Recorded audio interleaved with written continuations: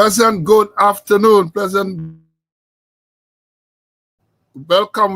Pleasant good afternoon. Welcome to the Friday afternoon episode of Speaking Out, Exposing Corruption, Incompetence. Today is Friday, the 8th day of August in the year of our Lord 2025. Welcome, one and all. Welcome. What a wonderful day. Again, I say, Friday afternoon is time when you start to wind down, let down. You had a tough week, and you are preparing for a weekend so that you can relax with your family or whomever. So welcome. So we are happy to know that you find the time to be here with us. Lots of students in the schoolyard this afternoon. Lots and lots of students. Y'all want to hear what's going on? Well, we're going to tell you what's going on. We are going to bring the credible, valuable information to you. Again, this is the day that the Lord has made. Let's rejoice and be glad in it. Let's give praise and thanks for being in the land of the living.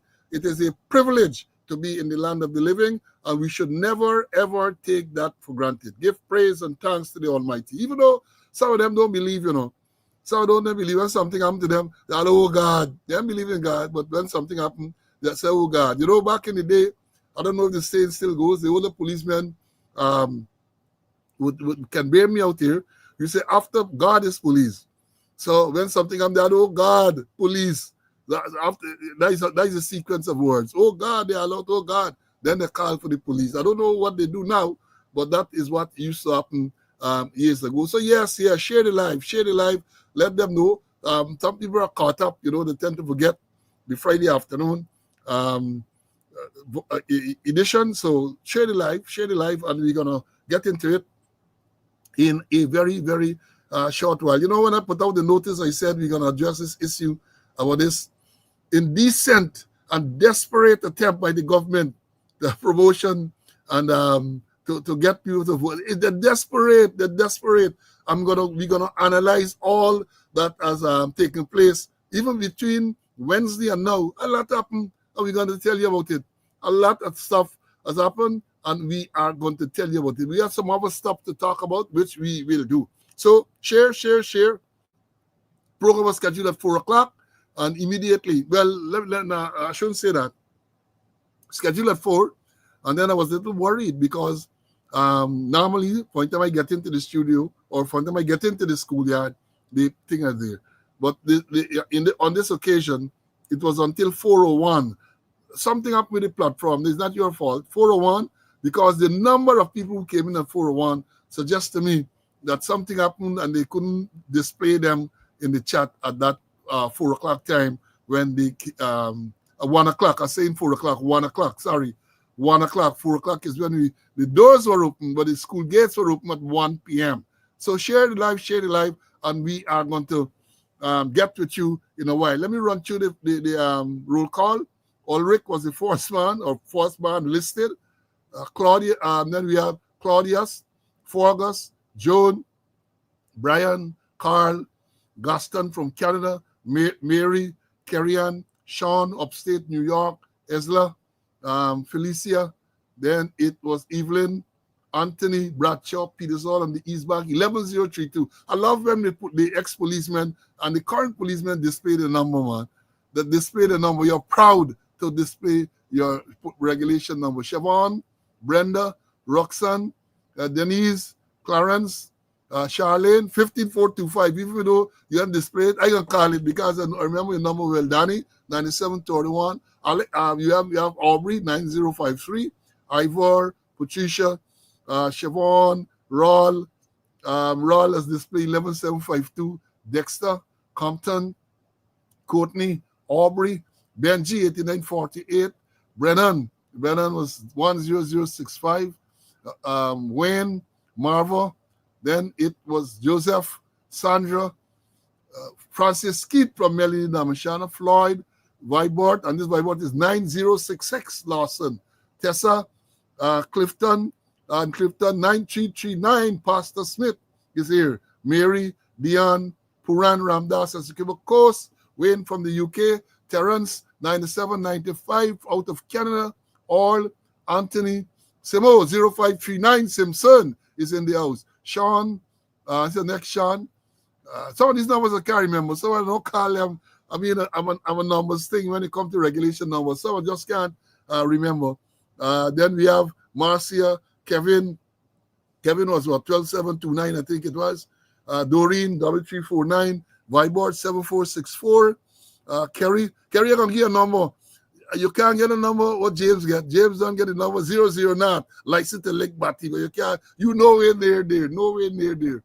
John, Michael from Ibaimadai, Hazel, Rastaman, Rosalind, Aticia, Wayne, Claire, Joy, June, Princess All. 6123 is here with us. Ricky Smith, Robert, Marcus, J.K. is here. Terrence, 9135. Winslow, Clyde, Davis with Squaddy. I can't remember 96, 97.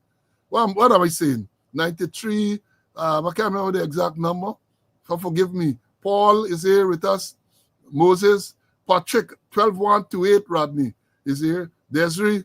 Then we have Kay, Elma, Donna, Lucius, Salima, Emerson, Dwayne. Then Glenn is from the UK. Then is from the UK. Welcome. Glendis, Vibord, Peters Hall in the East Bank. Carlton, 9430. That's my squad mate. Russ, Levi. Jacko is here. Lynette from the UK. Michael, Clifton from Paris. Patricia, George is 8727. Neville, Rhonda, Sharon from the UK. Bonita, Pinky, Patricia, Carol. Then this was Kyle, Barbara, Cecile, Sherwin. Umi is here. Carl, Vashti, Desri from Georgia. Aral, Mali, Dennis, welcome back. I think I missed you a few classes. Kurt, Como, 8218, Kamabaj. Pamela, Morton, Valerie, Lyndon, George, 11899, I think George was. Malvok, 506 or 507, something around then.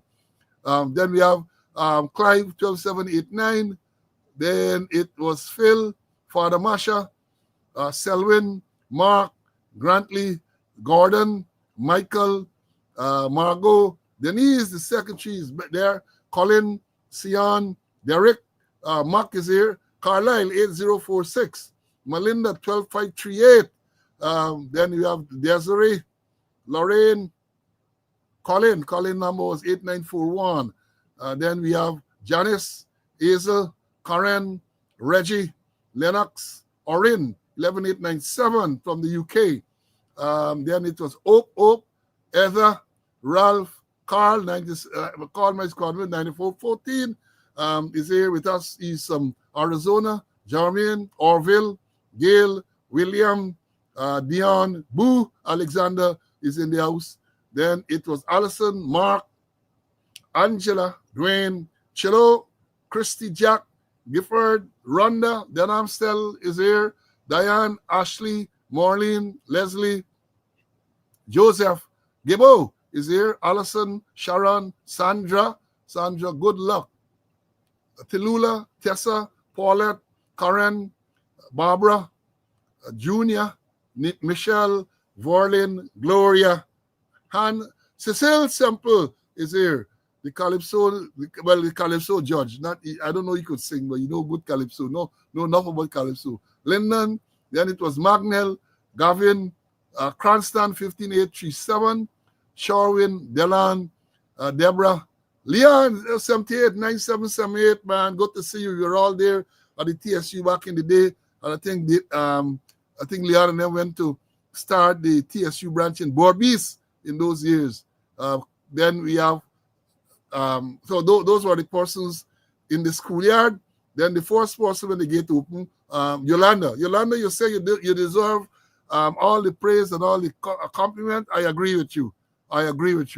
Then we have Rosie Rose is here. Oh, my lawyer came in. He said he's punctual. Selwyn, on the dot at 4 o'clock, he came in. Welcome, Selwyn. Carlton, as usual, is here. Abu from Essequibo Coast, Altia, and the list goes on and on and on. This goes on. Roll call finished. Now for the announcements.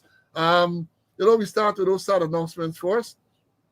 And let me make sure, I get it right. We did tell you about by now, of the death of Assistant Commissioner Rose. We told you the funeral arrangements, which remain the same. It's gonna be August 12th. Funeral August 12th is Tuesday. June at Merriman's home from 8:30 to 9:30. Then to Caledonia Canteen for service and burial. Night of reflections, Sunday night, the 10th, from 6 p.m. at the police officers' mess. We also told you about the passing of the father of Deputy Commissioner Simon McBean. Now, I guess some very limited information that he will be buried tomorrow, Saturday. I don't have timings and all of that, but tomorrow, and they say a wake will be held tonight. I didn't get the information where it will be held. And then we had this sad incident, the column incident, accident, where a Crabwood Creek child died in a hit and run accident. We're going to talk something about the traffic. So we have not done so in a while. We're going to talk about the traffic. So condolences to all the relatives and friends, colleagues of all those persons who have passed. And as we say, may God give you the strength to go through this difficult time. Birthday greetings. Today, the birthday of not a rank, but the wife of Kwame Lane. June Lane is celebrating our birthday today. Happy birthday to you, June. And then we have advanced birthday to Leroy George. He's a barber in the upper level barber shop in Fosha Street there. One of the young men that I would sit down and chat, talk about life with. So Leroy, enjoy. I want to congratulate Woman Inspector Stacy Allen, who recently proceeded on retirement leave. Stacy, 16148. I think she was a special constable for us. Then she came into the regular 16148 work. I don't remember in A Division, I think Force Control, CID, welfare sections, many places. Stacy is a blessing to reach the age in this police force, Ghana police force, to proceed on retirement, especially during this extremely stressful time. So enjoy your retirement. Enjoy your retirement. After 32 years, you deserve to enjoy your retirement. Now, I'm going to talk about cricket. I know Pakistan and West Indies battling in Trinidad in the 50 over. I ain't going to talk about that. Someone bring in Mr. Conway, and then we're gonna go. CC, welcome, man. Welcome. Thank you. Good afternoon. Happy to be in the land of the living to do God's work. Praise the Lord. Um, Congratulations to Stacy on joining the group. I think she did a wonderful job and is happy that she was able to retire. Also, I want to shout out to Fated. That's all I call him. He slipped out recently in the States, but right now he's watching the program. He's one of our students. But I know he's going to come back to do his civic duty on the 1st of September. And also, those men in Murudi Mountains, they're listening. They're giving me feedback. But the thing is that some people call me and say, man, you're talking about Murudi Mountains. Where is Murudi Mountain? Which part of Guyana? Say you were the commander in the interior, but you know, but other people know. So just briefly say, Murudi Mountain is in Ishalton and is in deep south, close to the Brazilian border. Close to the Brazilian border, where we have the Takatu River that separates at that point Guyana from Brazil. And remember recently they had a big armed robbery there, and women robbed the GGMC, robbed some miners, and then they went across the Takatu River into Brazil. We heard that they had three of them, but then nothing more. And I understand that the Morudi Mountain is full of Brazilians, share Brazilians. All the Brazilians company that work in there, even the gardens are Brazilians. Very few Guyanese working in that area. It's dominated by Brazilians. Perhaps the GGMC and maybe the Ministry of Labor should have a look into it, where Brazilians have dominated Morudi Mountains. I agree with that they have the technical expertise, but certainly quite a lot of jobs can go to the Guyanese people. Yeah, all right. Well said, CC. I got a late. Well, somebody sent a death announcement here. Former Major Frank Thomas, used to be GDF National Service, died on Monday, August the 4th. There's Monday gone. So, again, condolences to him. Frank Thomas died recently. Somebody just, one of his students just sent that information to me. So, condolences to the relatives of Frank Thomas. Now, let me thank former Finance Minister Winston Jordan for the explanation he gave yesterday. You know, when you were here on Wednesday, they had this story about the tariff, and people, including a man, I think it was today, Kit Nastimento, come out. He's saying that the fact that the tariff imposed by the U.S. moved from 10% to 15% is because of the efforts of the president and all them. So it was 10, it got to 15, it got up to 15, and these people praising these people with the negotiation skills and all this type of thing. Bear in mind, they're paying lobbyists $50,000 a month for lobby for them, and therefore one would expect at least the 10% would have remained 10%. But you know, again, if you didn't get the opportunity to hear Mr. Jordan, I can't explain it as well as he did. Go, they're gonna be there on YouTube yesterday morning's program on CAMS TV, Guyana Morning Time.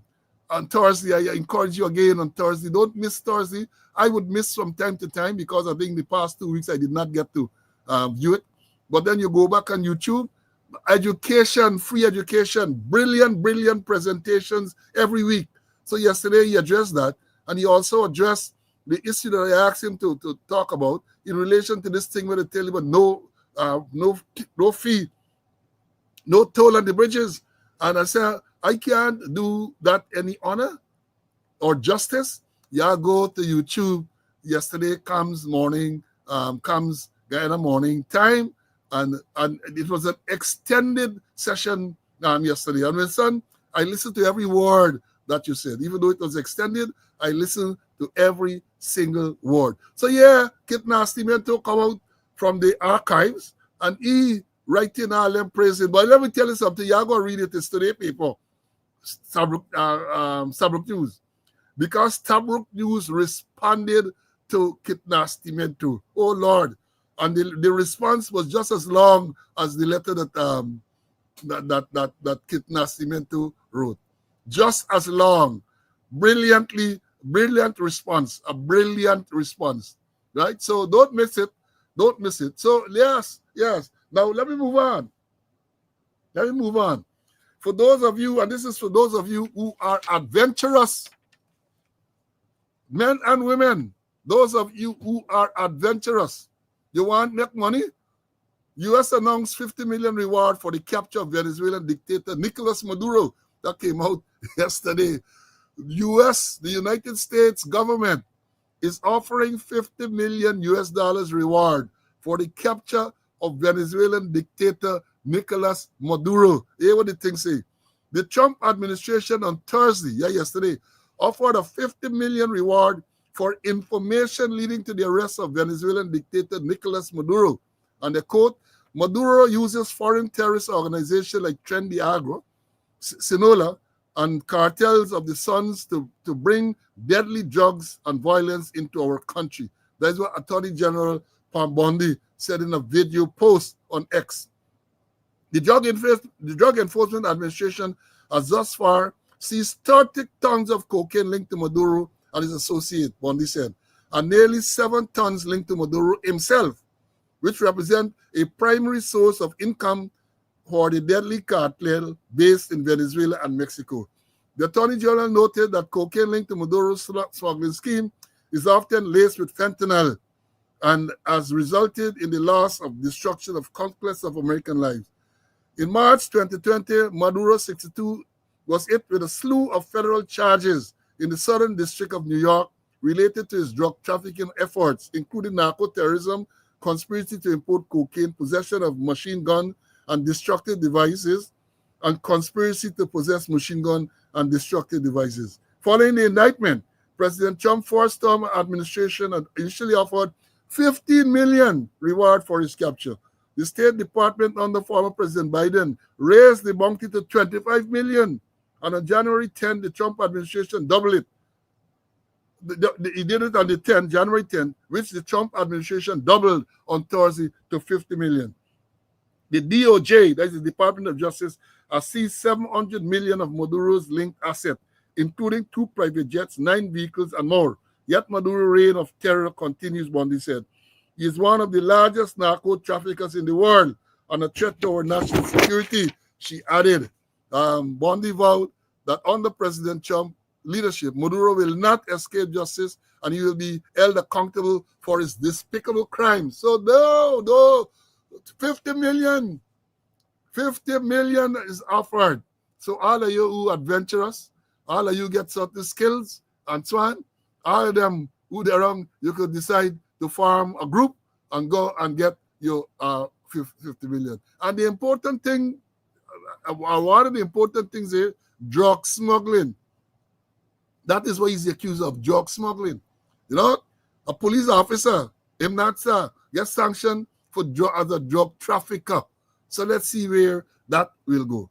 Drug trafficking, $50 million. Let's bring in CC, man. CC, are you adventurous? You know the whole of the interior there. You want to take a chance to go and look for Maduro? Well, I wanted to go, but I'm trying to get army boats, but here them aren't working properly. And here people who going to care me about the place can't swim. So I running into some challenges, all the challenges. But I'm going to see what could happen, man. All right, 50 million is enough temptation. 50 million is a lot of temptation. Why too old? You see, they say we are geriatrics. As geriatrics, you can't run fast enough. You can't shoot and scoot. We are unable to shoot and scoot, so we can't go and take the a chance. Let me say it. Let me tell you something. I love my students, I love my students. This is, as we said, this is silly season. Elections are less than a month away in Guyana. Regional and national elections, less than a month away. When people saw that $50 million bounty for Maduro, people are asking me, people said that they have noticed that in this election season, the PPP ministers and supporters then traveling to U.S. to campaign. That is an observation from several persons. They say that normally a month, 2 months, 3 months leading up to the election, there are enough in Queens in particular where they have a lot of supporters campaigning. They said this time around, they have not seen that type of movements as well as nobody coming to the U.S. or going to the U.S. or traveling to the U.S. or coming around. They ain't taking the chance. They're not taking that chance. Yesterday, I see somebody post that somebody close to a certain man get pulling for fitness. He was pulling and questioned his phone sees and all. You think that's stupid? They're men traveling to the U.S. instead of campaigning. They're not traveling. Even some of the followers, right? They're not drink liquor with ice. They're frightened ice. So even some of the followers not taking chance instead of going and campaign, an old meeting and so on for them. No, they ain't taking a chance. They're not. Wonder why. I wonder why. But that was just an observation. Now, let me tell you something.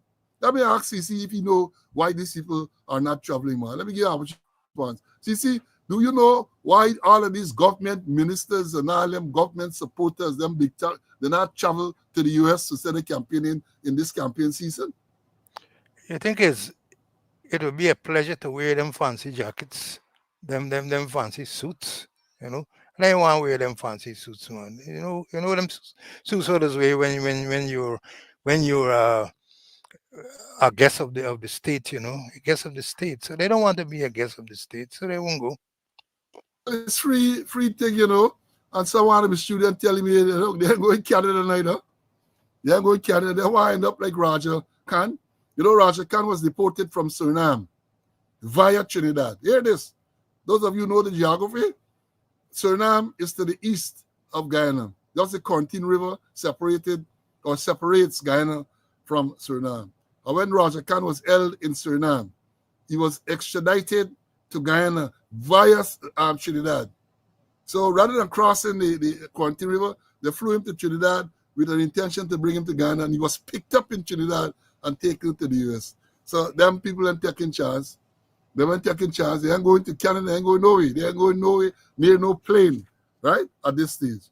Now let me come to this matter about this man, what they have, Mark Phillips. He's the Prime Minister.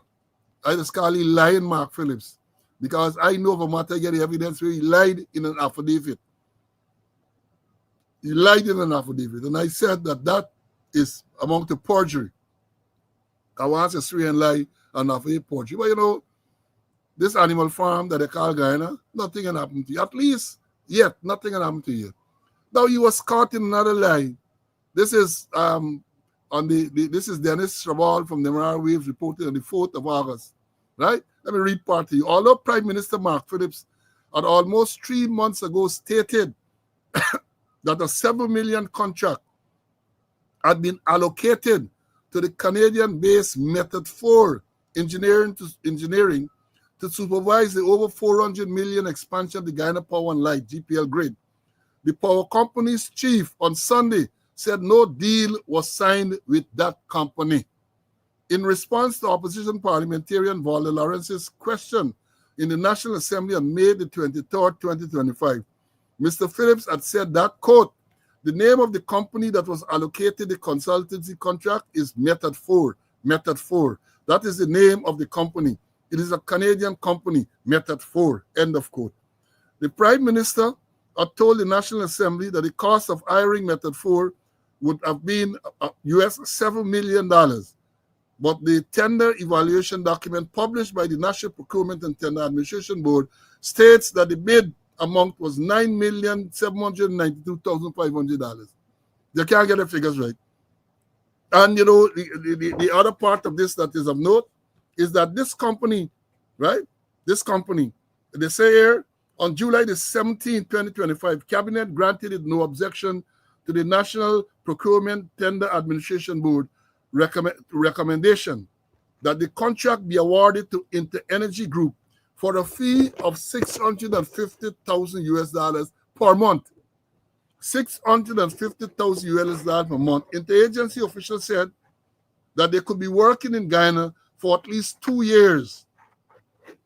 So they could be working in Guyana for at least 2 years at $650,000 US per month. Y'all do the maths. Y'all do the maths. And then this is a company that said out of Dominican Republic. I think it's Dominican Republic, this company. And then the article that I'm reading noted that the president of the Dominican Republic, Luis Albindar, has so far visited Guyana 3 times. Could that be a coincidence that the president visited Guyana 3 times and a company from his country getting a contract to supervise or whatever they got to do, right? Guyana, $650,000 US per month.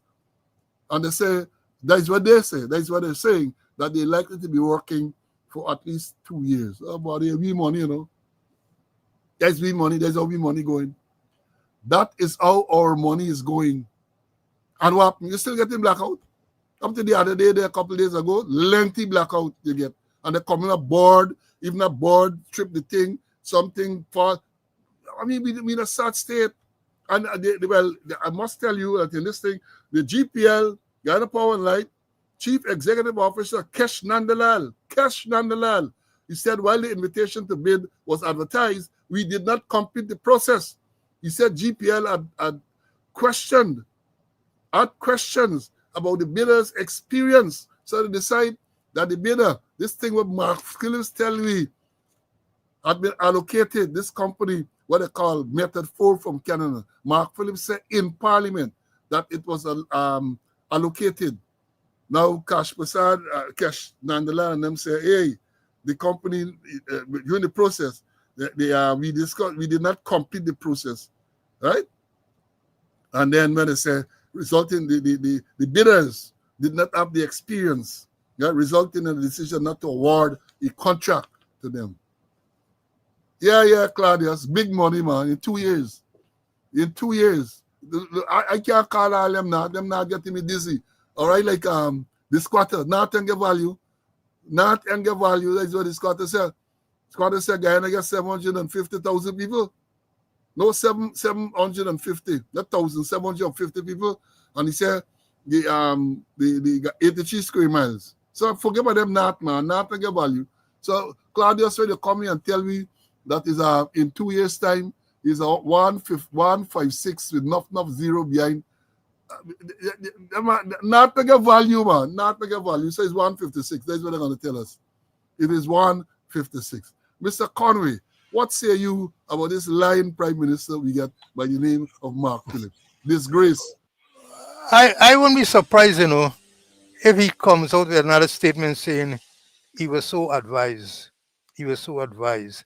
Like when he had signed that false thing for the court. And understand he said that he didn't check it. He just bring it to sign and he just signed, the false declaration. So I won't be surprised if he said, well, he was advised. So read on. When he signed the showcase letter, he put wrong date, wrong address, all sort of thing. He signed blind. And I warned him then, I warned him again. You might be signing your death warrant, you never know. You just sign in a while because remember everything above your signature belongs to you. So you gotta, well, by now he can't change. He can't change because even in the Adriana Young's matter when he was interviewed there, if you lie what the man telling, if you lie what Mark Philip telling, lies. So you get into them, once they drink the Kool-Aid or they drink the soup or whatever they have, Mogotani or whatever they call them, they tend to lose all whatever little respectability they may have, they tend to lose it. So Mark Phillips lying again, caught in another lie, right? Caught in another lie. And then coming back to this traffic situation, worrying situation, right? Where I told y'all a Crabwood Creek child died in a hit-and-run accident, right? That is the mother, yesterday's people, the mother complaining, the mother pleading for justice. She said, I want justice. I want the driver to go to jail. I don't want settlement nor assistance with burial. I know that's what has happened. Once they kill you up on the road or they kill some family member, they come and they offer assistance and they come and they're expressing condolences and all them type of thing. Later she wonder, I will do everything. A visibly distraught Devi Ramkisoon, 24, stated yesterday after losing a second son under tragic circumstances on Tuesday. 8-year-old Sahil Naipal, a pupil of Lot 27 Grant 18 Crabwood Creek Quarantine, was killed in an hit-and-run accident involving motor car PAK 6598. His elder brother, then age 10, died 3 years ago after being terminally ill with cancer. Sad story for the family, sad story. Police Commander Assistant Commissioner Sifrashad Bakas told Bobby's media that on Tuesday about 12:45 hours or 12:45 p.m., Naipal was struck down on the Crabwood Creek Quarantine Bobby's Road by the car driven by a 22-year-old male. They don't put the name, They put the 22-year-old male name, right? I want you to understand what's going on in this one guy now. His name in there, his name. So I guess you're going to gather by now his ethnicity. So his name in there. Initial investigation revealed that the motor car was proceeding south along the Crabwood Creek Public Road, allegedly at a fast rate of speed. The driver told police that the young Naipal ran across the road from west to east and in so doing was struck by the front left side of the car. It was reported that the driver failed to stop and render assistance and continued on his way. He was later stopped and arrested at Crabwood Creek Access Road by police. Meanwhile, Naipal was picked up in an unconscious condition and transported by police to the Skeldon Hospital, where he was pronounced dead on arrival. His body is pending near Skeldon. They say, that's what they say, the driver submitted to a breathalyzer test, which showed no trace of alcohol. The vehicle was examined by the licensing and certifying officer. The lady recalled Ramkisoon, her son, and her husband. Hear what she's saying. Her son and her husband had left home to go to the shop and the neighborhood Democratic Council village office. She said her husband had safely crossed the child over the road before moving to the village office. Shortly thereafter, neighbors called her, informing her of the accident involving her son. I was cooking, so I picked up my 1-year-old baby and ran out. I saw my son in the trench. I started to holler, she related, while sobbing. And then her son, she said her son was a good child. He attended Crowwood Creek Primary School. And the thing about the issue, the release, they're still nothing but charge, Still nothing but charge. Because, the previous incident, the charge for when the man was held. Same hit and run, there's a trend up in that area. Struck down somebody and run and drive away, eventually caught. Then charge it. So let me watch to see what's gonna happen. But it's sad. This lady, I grieve for 7-year-old and them young children. You're bringing them up.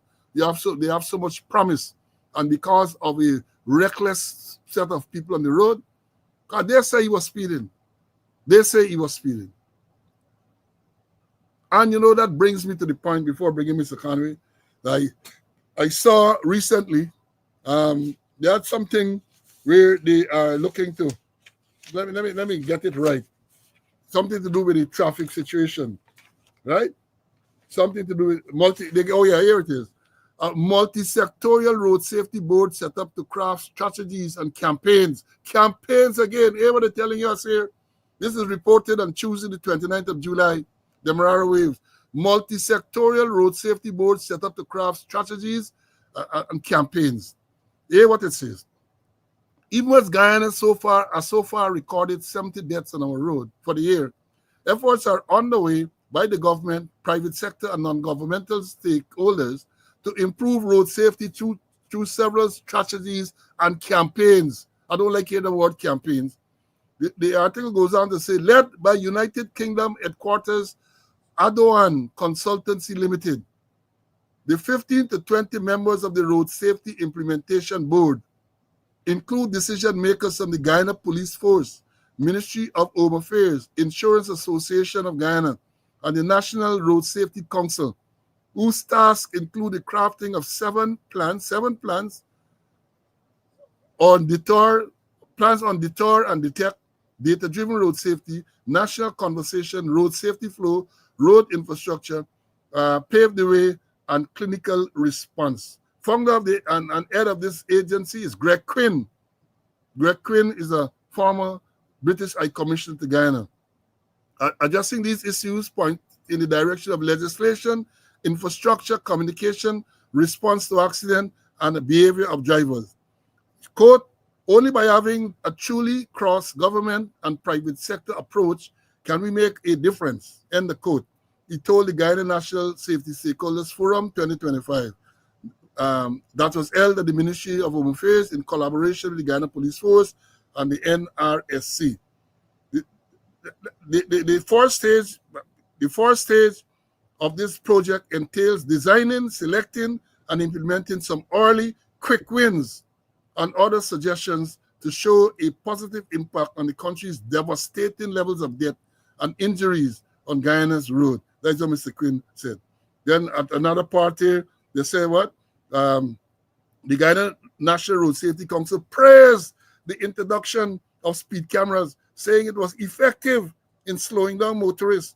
There are more speed cameras, quote, there are more speed cameras, and so people have to think about whether they want a ticket or do the right thing, end of quote. Not NRSC Chairman or Lambert told the Stakeholders Forum. The NRSC also reiterated its call for a three-strike system that will see motorists being penalized over time if they have several road traffic tickets or infractions. The NRSC said options could include the suspension or revocation of driver's license, after which they would have to return to driving school or driving practice before they are allowed to drive again. Now, let me bring in Mr. Conway for him to have a say, and then I'm going to talk some more about this. Well, let me don't describe it yet. Let me bring in Mr. Conway. CC? All right. Let me take some of the botany. I got to state from the inception that there's no silver bullet to deal with the madness that is going on in the road. And there's no one shot solution.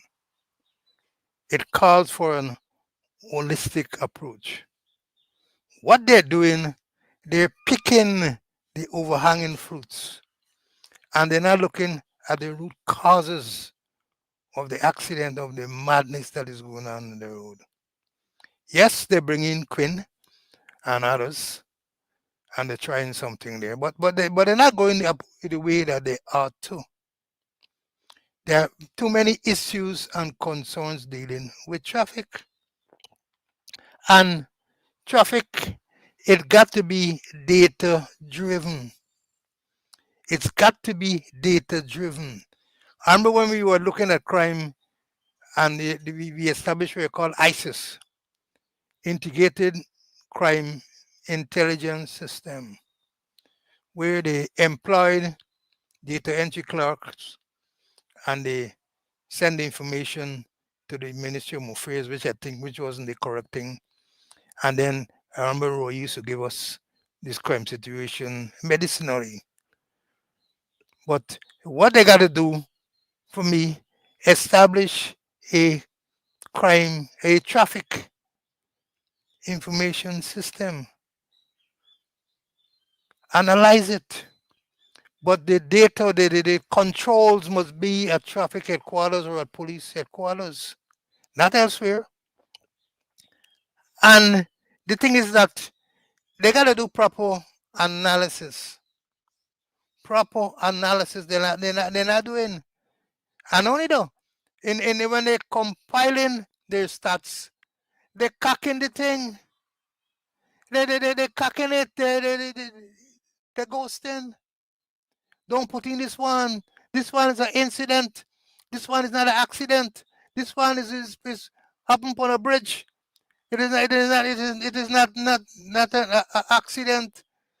A car, a guy hit down a donkey with the vehicle and he died, and it says an incident. That's what they're doing.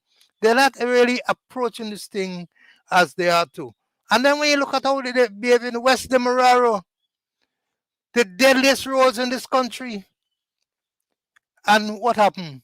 Lo and behold, they had an assistant superintendent there who was a traffic officer, and he became the runner-up best cop for West Demerara. And the madness continued in West Demerara, and then stop there. They moved from my ASP to a superintendent. So they're not really looking handle the thing that they are to.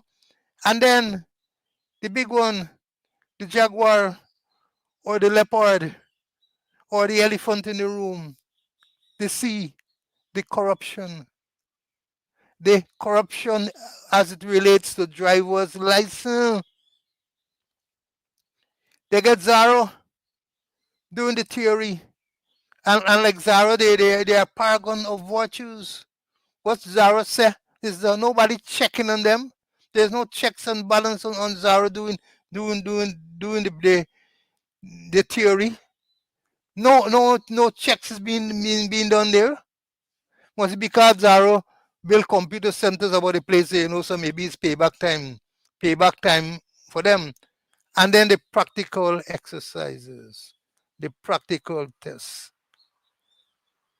Very few practical is being done. Very few.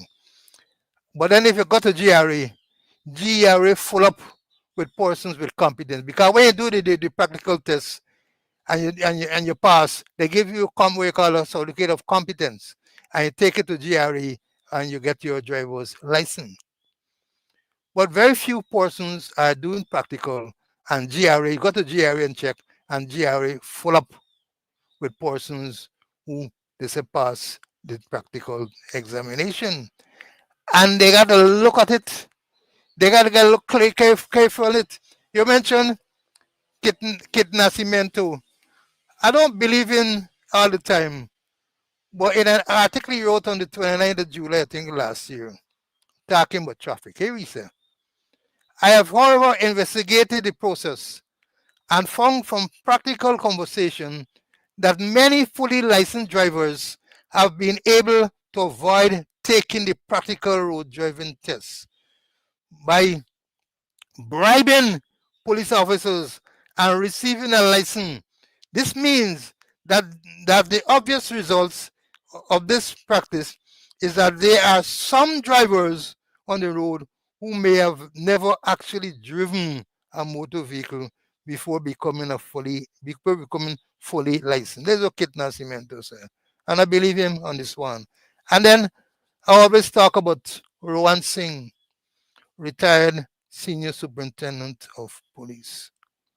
Rohan Singh was in charge of the audit and inspection unit, and he carried out an investigation. And he concluded that 1,151 persons receive their driver's license illegally.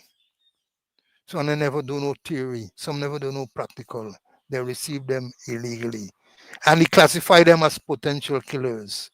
Perhaps they are now real killers on our roads. And unless the traffic department get a hands-on approach for it, unless they analyze the stats, looking at the date of the accidents, the time, category of road users involved, the place, and this kind of thing there, they will not be able to address the situation properly. Because if your data is flawed, whatever action you're going to take will be flawed. And there are some things that,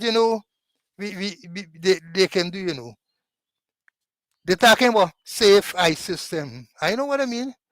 Eye in the sky, safe city apparatus. Are all these cameras and sorry they put them, are they get any effect? Are they effective? Do you analyze the situation? What they should do, when I remember I was doing management on a senior management course for Caribbean police officers in Grenada. And they introduced something, they say you must do a SARA, SARA. You scan, you analyze, you respond, or you assess, and you assess. Or you do what we call a ADI. You analyze, you design, you develop, you implement the action, and you do your evaluation. So if they do proper evaluation, if they do proper scanning, get the correct data, and utilize the human and other resources to deal with the situation, they might say that the shorter ranks. Sometimes they ain't shorter ranks. It's how they deploy the ranks. How they deploy the ranks, and the leaders got to be able to use their technical, their human, and their conceptual skills, if they get any, to deal with the situation. Not like I hear the traffic chief the other day cussing up a group of people on a WhatsApp and everything. That we need to be serious about traffic. There's a madness going on the road. And unless you do have an holistic approach towards it, even the commanders them got to be involved. The commanders has got to be involved. Check any general duty police and ask him when last he made a traffic case. When last he do some traffic work? And the answer would be zero. All got to be involved. And I'm making the main point. The leopard, the jaguar, or whatever you want to call him, in the house. The corruption. You got to address the corruption. And if you want to address the corruption, you ain't going nowhere. And don't cut the data. Tell it like it is. It is a fatality. Somebody die on the road. And don't tell me no accident, no incident and anything. No, no, no, no. Do a proper analysis of the stats. Respond effectively. And in your mind, whilst you're responding, you're evaluating your performance. Not go up on the road and say, hey, so much tickets issue, so much ticket issue. What made all them cameras will set up there and ticket issue? Who paying tickets now? Which magistrate doing ex party trial so that you can the person pay the ticket, you're going from the magistrate to do ex party trial what is where they happening? They're not happening. It's just talk, come up with a slogan, do the right thing, and there's it. The cannot assess the situation. You have to be a more professional approach towards it. I wish Quinn a bit of luck too. You gotta get enough luck. You gotta get enough luck. Now let me say this before I go on. I see one in the studio. Well, someone, I can't recall his name before. Look what they're asking. Slow, I guess it's me addressing. Is it that you have worked in a different police force during your career? What have you done for the upliftment of the Guyana police force during your tenure? Enough. They send you, Val, enough. And I don't have to announce it here. Anyone who know Paul Slow in the police force will tell you that I did a lot. I did a lot. I stood up to corrupt government. Gadraj, the late Gadraj. Jack Dio, the same vice president y'all have, when they want me to carry out illegal orders, I stood up to them. Stood up to them. And many other things. I was in traffic for 2 occasions. Right? 2 occasions, traffic chief. I know what I'm talking about. Go right back to 1992, the same PPP government on the 5th of October 1992. Let the people, the older ones like the Ruiz and Ramatar and them tell you what Slow did during his tenure in the force. So you come for ask this question, they send you come to the right church, but you sit down in the wrong pew. They send you, I did a lot to uplift the force and to maintain professionalism in the organization. Anyone who worked with me will tell you, many one. I wish when they talk about this thing with traffic, many could tell you when I was a commander, West Demerara, Borbis, and I am driving to come to town at the established speed limit. You dare to pass me, say you're driving past at a rate? Respect. Respect, they were dealt with. There is no other during that time, commander, traffic chief included, who went to court as often as I did to give evidence against people. Because when you charge them, they're going to believe, say, well, look, you're not coming, right? You're not going to come, so they're going to plead not guilty. I remember we were able to get an arrangement with magistrate, the traffic magistrate, Fitzgerald. So once you get a case where I am the complainant, and the complainant in the matter, they put them all one day. All one day. And I would turn up there and go in the box and give the evidence. Come out, going back, give evidence. Sometimes by the time you do 1, 2, 3, the others come and the lawyers adopt a certain course. In other words, they change from not guilty to guilty because they plead guilty, anticipating that you may not turn up to give the evidence. But not me. Not me. I used to turn up and give evidence and have them convicted. Right? Look, let me tell you all this. And the whole of folks will tell you. People will tell you that if you go by the any one of the car parks during my days, any one of the parks, you could tell whether I had passed there or not, based on the order there is. The residual order, because they say, once you see order, Paul Slow been around you. Paul Slow been around you. Right? So this body, what I said there, you better do your research and find out. I don't want to blow my own trumpet, but do the research and find out. The other day, I was by Stabrook Market, walking there, and I'm on a car. I just keep on going on. I went to, I said, he look around and he laughed. He said, I said, what happened? He said, you see the confusion there? What's going on? He said, new days, nothing like this could happen. I said, thank you very much. He said, nothing like this could have happened. So Patrick, I understand. We got to make it right. Let the record reflect. Let the record reflect. They mustn't go unchallenged, right? They mustn't go unchallenged. Coming back to this traffic situation, when I talk, I said, when I hear about campaign, how many campaigns since the squatter, since Akin took over a couple of years ago, how many campaigns have they had? Respect the road, spend money, put up billboard with the picture, right? That is the type of the approach he had. He called all the traffic ranks in charge of traffic, the people in charge of traffic, transfer all of them, come up with a plan that they must line the road to stop speeding and all sort of crap they're coming up with. I wish Mr. Quinlock as well. And Earl Lambert, let me tell you this, Earl. Let me tell you this. The talk about traffic flow, infrastructure. If you want quick fix, you got to address, as Conway said, the elephant in the room, which is corruption.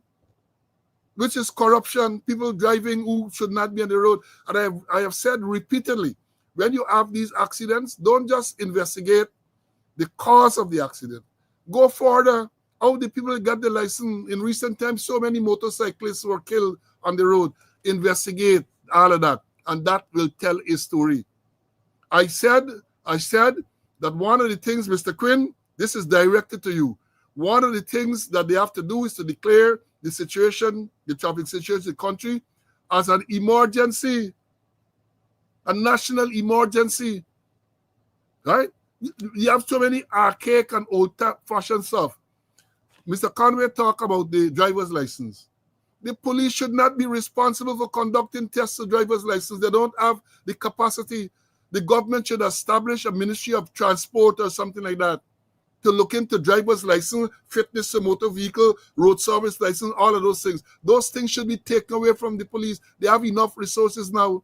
Guyana is one of the few countries in the Caribbean, and I've worked in many countries in the Caribbean where the police are responsible, something like that. It can't work. You got to start. There's one of the things you got to do. I hear Lambert, my countryman, by the way, full disclosure, Lambert is my countryman. And you hear Lambert talking here about going back to classes. What nonsense all you talking about? There is no standard for driving schools in Guyana. None. No legislation of at all. So a man can decide that I'm a driving instructor, establish a school, and collect people money and say training people to drive. All of those things you have to look into. All of those things you and get. And again, the police don't issue driver's license. Let me understand it clearly how the system works. All that they have to look at. Police conduct, well, I said Zara conduct the theoretical test, and then police conduct the practical test, and then they issue a certificate of competence. Based on the certificate of competence, that is taken to the Guyana Revenue Authority, and they are the ones. We had cases not so long ago where people at the Guyana Revenue Authority charged with fraud involving the license. We had a case of a sergeant, I think he retired now, at traffic headquarters, he and other ranks, charged with fraud in relating to driver's license, and then talking about that. All the things they listed, road infrastructure, and the road safety, national conversation, and all of it. The corruption is a major, major issue that has to be addressed, and has to be addressed in a comprehensive way. Talking about legislation, you can change the legislation as much as you want. If you have corrupt enforcers, you don't get no effect, the desired effect. And as CC said, they talk about this smart system. They come and told us a couple of months ago how many hundreds of traffic tickets are issued. They published a thing where people, how much the clock vehicles, repeaters going on 100 miles per hour and all. What has happened to all of that? Enough talk. What has happened to all of that? And this thing angers me, because when I went to traffic, can't remember the exact year, in the 90s, I found that the system at that time needs revising, right? Revising. And I got a lot of pushback for this one thing, because what happened then? They hadn't, let me put it this way, you have to register to undergo a test, classes of driver's license, right? There was always, they get a number of persons, there is a 30 at any one session, which will last 3 weeks or something like that. So you had hundreds and hundreds of people waiting to get on to the classes. And that led to corruption. It was known. It led to corruption. It led to corruption because in order to get on, people had to pay money. And I analyzed it, as CC said, analyzed, and I decided that it should be changed. I am the person who introduced the system with learner driver, the current learner driver system, even though they corrupt the process. I introduced it. And let me tell you all this, Larry Lewis was commissioner. I was attending university, and I did it as a project along with a colleague of mine, Simeon Gorek. Sat down, put all the charts and the flow and all the thing in the world. And I had to go to the senior admin meeting and make a presentation. And I could tell you all, some senior officers there fought against it. I ain't gonna call the name. Fought against it. And I stood firm. And Larry Lewis, being the commissioner he said, let's give it a try. Let's give it a try.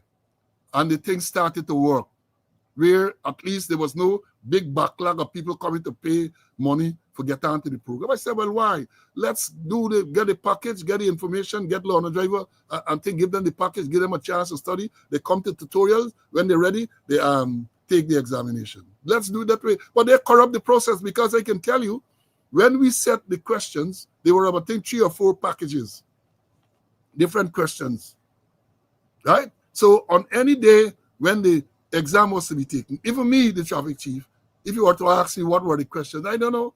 The packages were locked away in the safe. So I would go and randomly pick up one, and this is the test of today.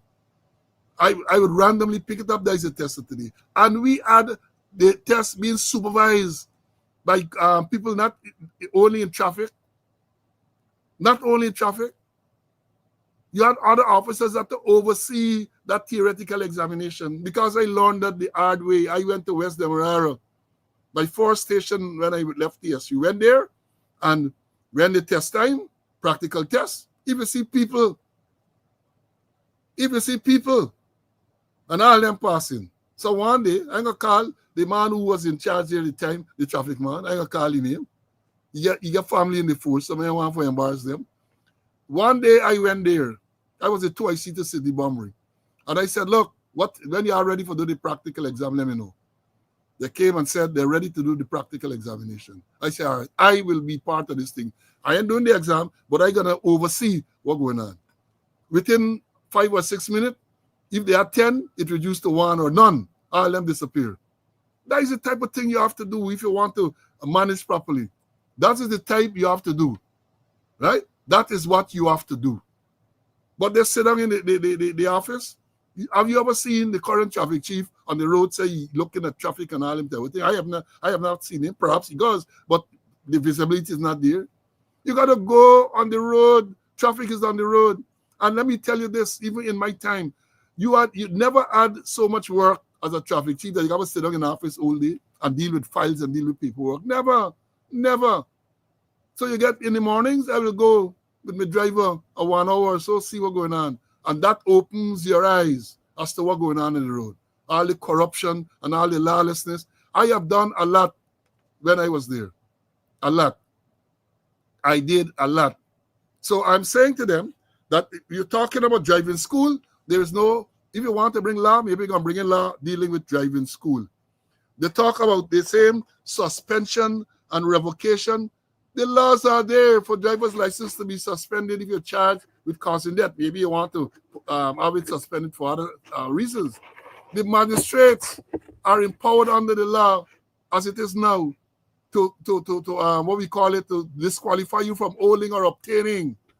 If you're found guilty, they can disqualify you from holding or obtaining. You don't need no new law for that. The laws are there. They need to be enforced, right?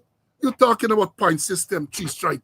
You can't even get no proper database to get information as to how you can work this 3 strike thing. All of these things is just start to you to know and to get a proper 3 strike system, right? The merit point system, they call it. You have to have a proper database. So when a man commits himself in Essequibo, Borbis, wherever, the base is integrated and you know the persons. And more than that, when they are suspended, you have to have an arrangement to know that they're suspended so that they can, if they're found driving, proper action can be taken.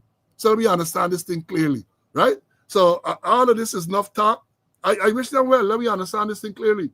Because even the number they give you, 70 recorded deaths for the year, that is a cock figure. That's even as Guyana so far recorded 70 road deaths for this year. And this article is written on the 29th of July. 70? Cock figure, they cock anything. Maybe there's what they call fatalities. The one where they call in incidents. Maybe they want to call accidents. Incidents are not reported. That is what you have in the place. So all of that, you have to look at, Mr. Quinn and your team. All of that, you have to look at. Right? As I said, I wish you well, because I can't understand how we continue to lose our precious resources on the road. 7-year-old get knocked down and killed. That's why I got 16-year-old knocked down and killed.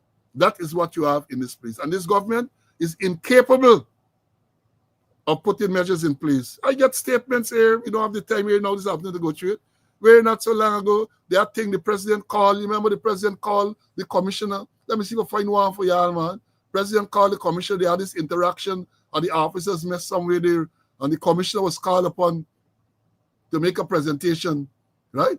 And if you hear nonsense with the man talk, the president was right there. Other senior officers were there with him, and he talked nonsenseness, right? Because that's the type of leadership you have. That is the type of leadership. I can't find this thing now, but I'm gonna find it and show you all. Nonsense. So when you get a type of leadership who so incompetent, what do you expect? What do you expect? Right? What do you expect? They come with enough talk. They are politicians. That's what they do. Enough talk and nothing behind it. Let me bring in CC for close this out, and then we're gonna move off to the issue that all y'all want to hear about, the police promotion. We're gonna talk about that again because there were some developments over the past couple of days that we need to tell you about. CC, your take on this final traffic thing, Maury. Yeah, getting back to the bluff figure that I gave you, 70 fatal accidents. I wonder how many persons get charged for causing death by dangerous driving. And one fresh in my memory, Bobby's, a man who's a senior superintendent now, Stanley, after his alleged bar hopping, he got involved in a fatal accident. He was driving his car, cyclist died. He was deputy commander Borbis.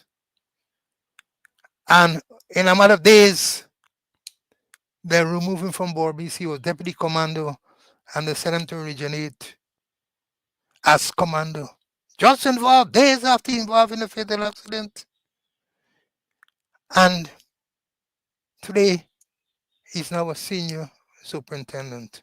But getting back to these fatal accidents, according to the law, persons who are charged with causing death by dangerous driving, their license can be suspended by the Minister of Home Affairs for charged with causing death by dangerous driving.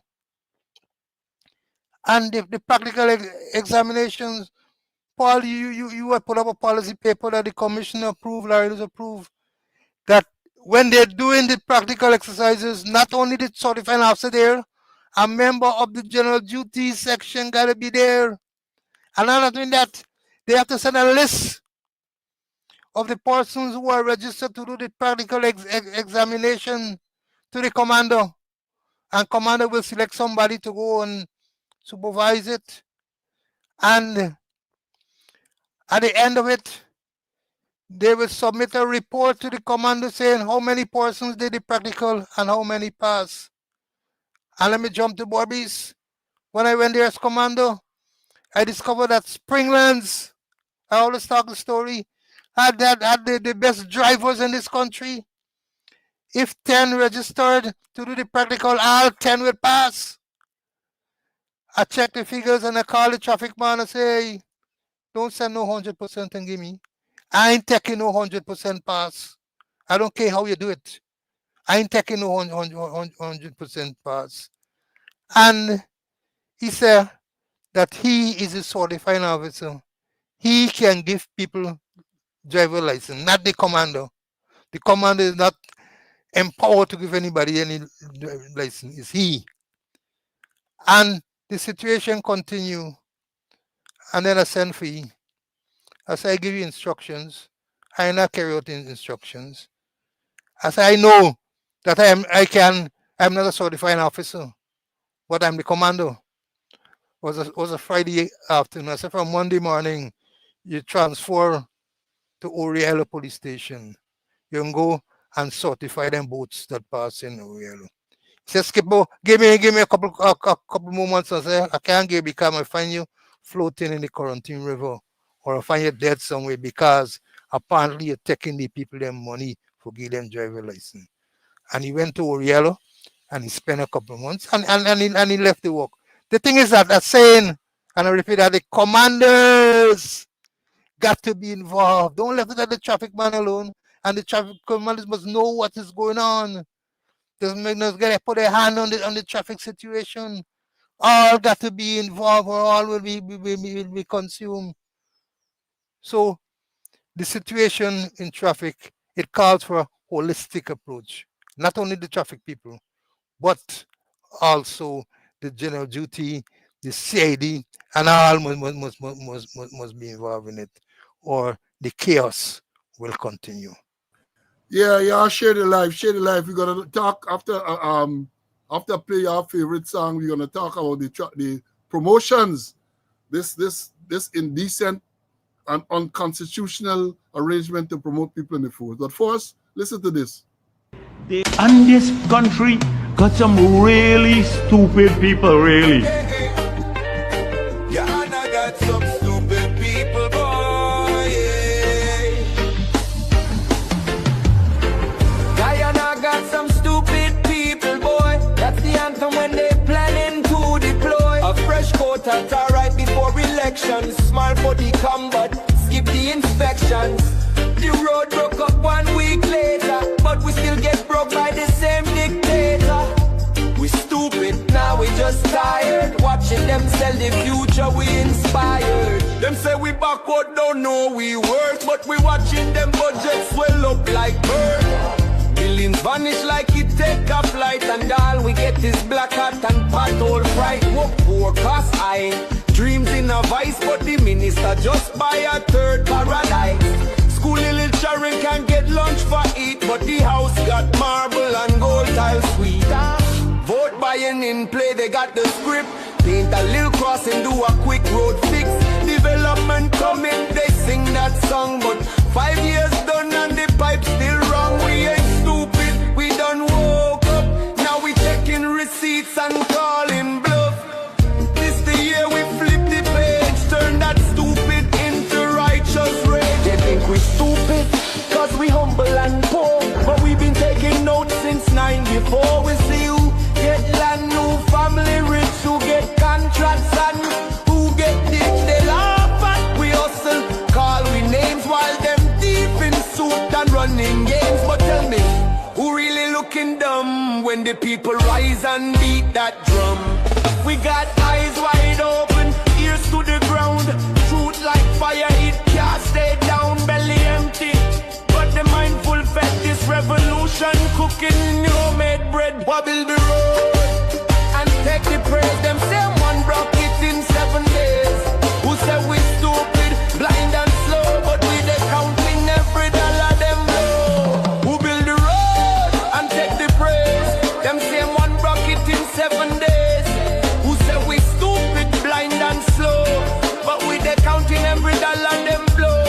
Who get rich off duty free perks while we punishing and hustling work like clerks?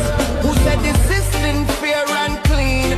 Them bribe the judge behind the screen. So tell me now, we stupid still? Nah man, we sharp and ready for the kill.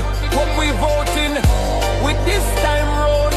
Brains, backbone and boots on the ground. Guyana got some stupid people, boy, but you're mistaking silence for joy. We quiet, but we fed up to the max. This time we voting with receipts and facts. We done with crumbs, done with tricks. We know who mash up the country bricks by bricks. Y'all laugh now, but listen clear.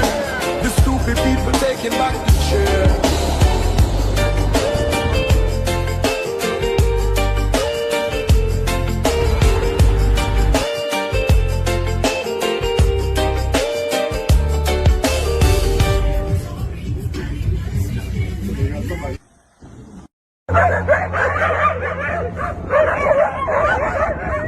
Management. I said, we're going now with the cameras. There's a female washroom here. There's a bar here.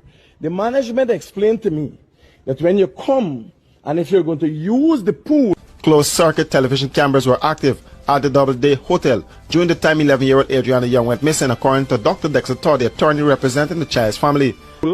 And as you can see, you see the pool here, clear. Yes, folks, yes. Tune, as somebody said, tune. We got to play it. We got to remind you people of what's going on. Adriana Young. So when we go and vote, you must remember Adriana Young. Justice for Adriana Young.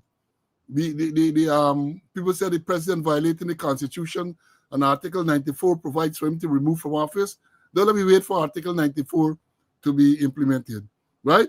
September 1, we're going to make sure that it is taken out. We change them. September 1. You go to the poll, the freaking they're doing all sort of craziness, all sort of nonsenseness, as they say. Now let me tell you all this. Now, a lot of people saying they like the tune. I don't know the name of the song. I don't know. But if you want it, and I can send it to you via WhatsApp. I think that's the only means I can send it now.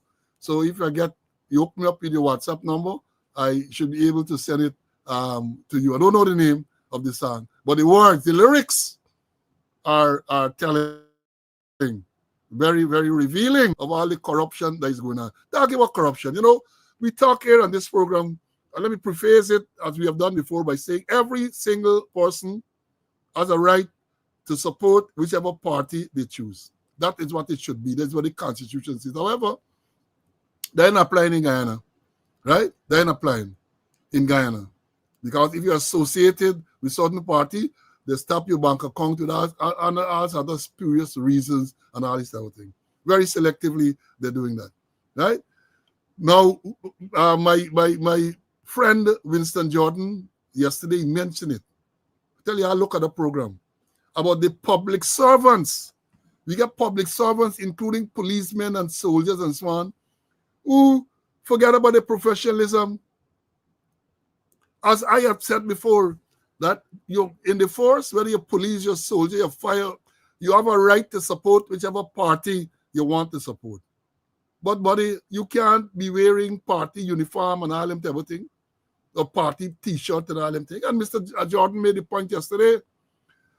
During the era of Roger Luncheon, Dr. Roger Luncheon, as head of the Presidential Secretariat, every election time, during the election period, he resigned his position because he had to go on campaign for the PPP. He resigned. Now you get public servants, and they're not resigning. For example, look at the teacher who fell down and died the other day. He's a teacher in the part of the public service. Why is he campaigning while still holding here, resign or anything like that?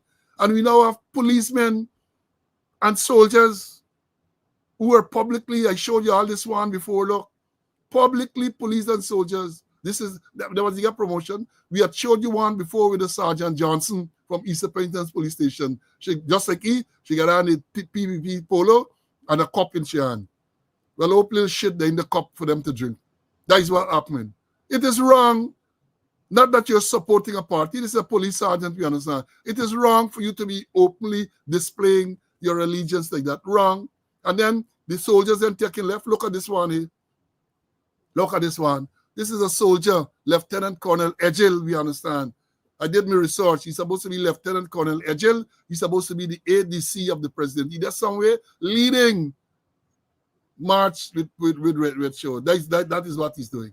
Leading march with his red shirt. And I understand, well, he must be doing that for his own reasons. Because I understand he's even a proper soldier. I understand that he was in the reserve and somehow he inveigled his way into the regular and get rank of Lieutenant Colonel. But there's that one. If you all remember carefully, they had an incident some months ago. Let me show you all. There was an incident some months ago where some Amerindian people or indigenous people came to town. They're from Venezuela or somewhere, and they were stranded. And I think it was the AFC went there. Mr. Hughes provided some assistance to them.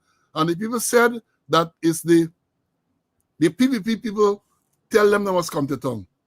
Right? That's what I said. PPP encouraged them to come to town. When they came to town, they were abandoned. So AFC had provided stuff for them. Now, in order to rebut what was being said, who the government sent, listen to it yourself, listen to it.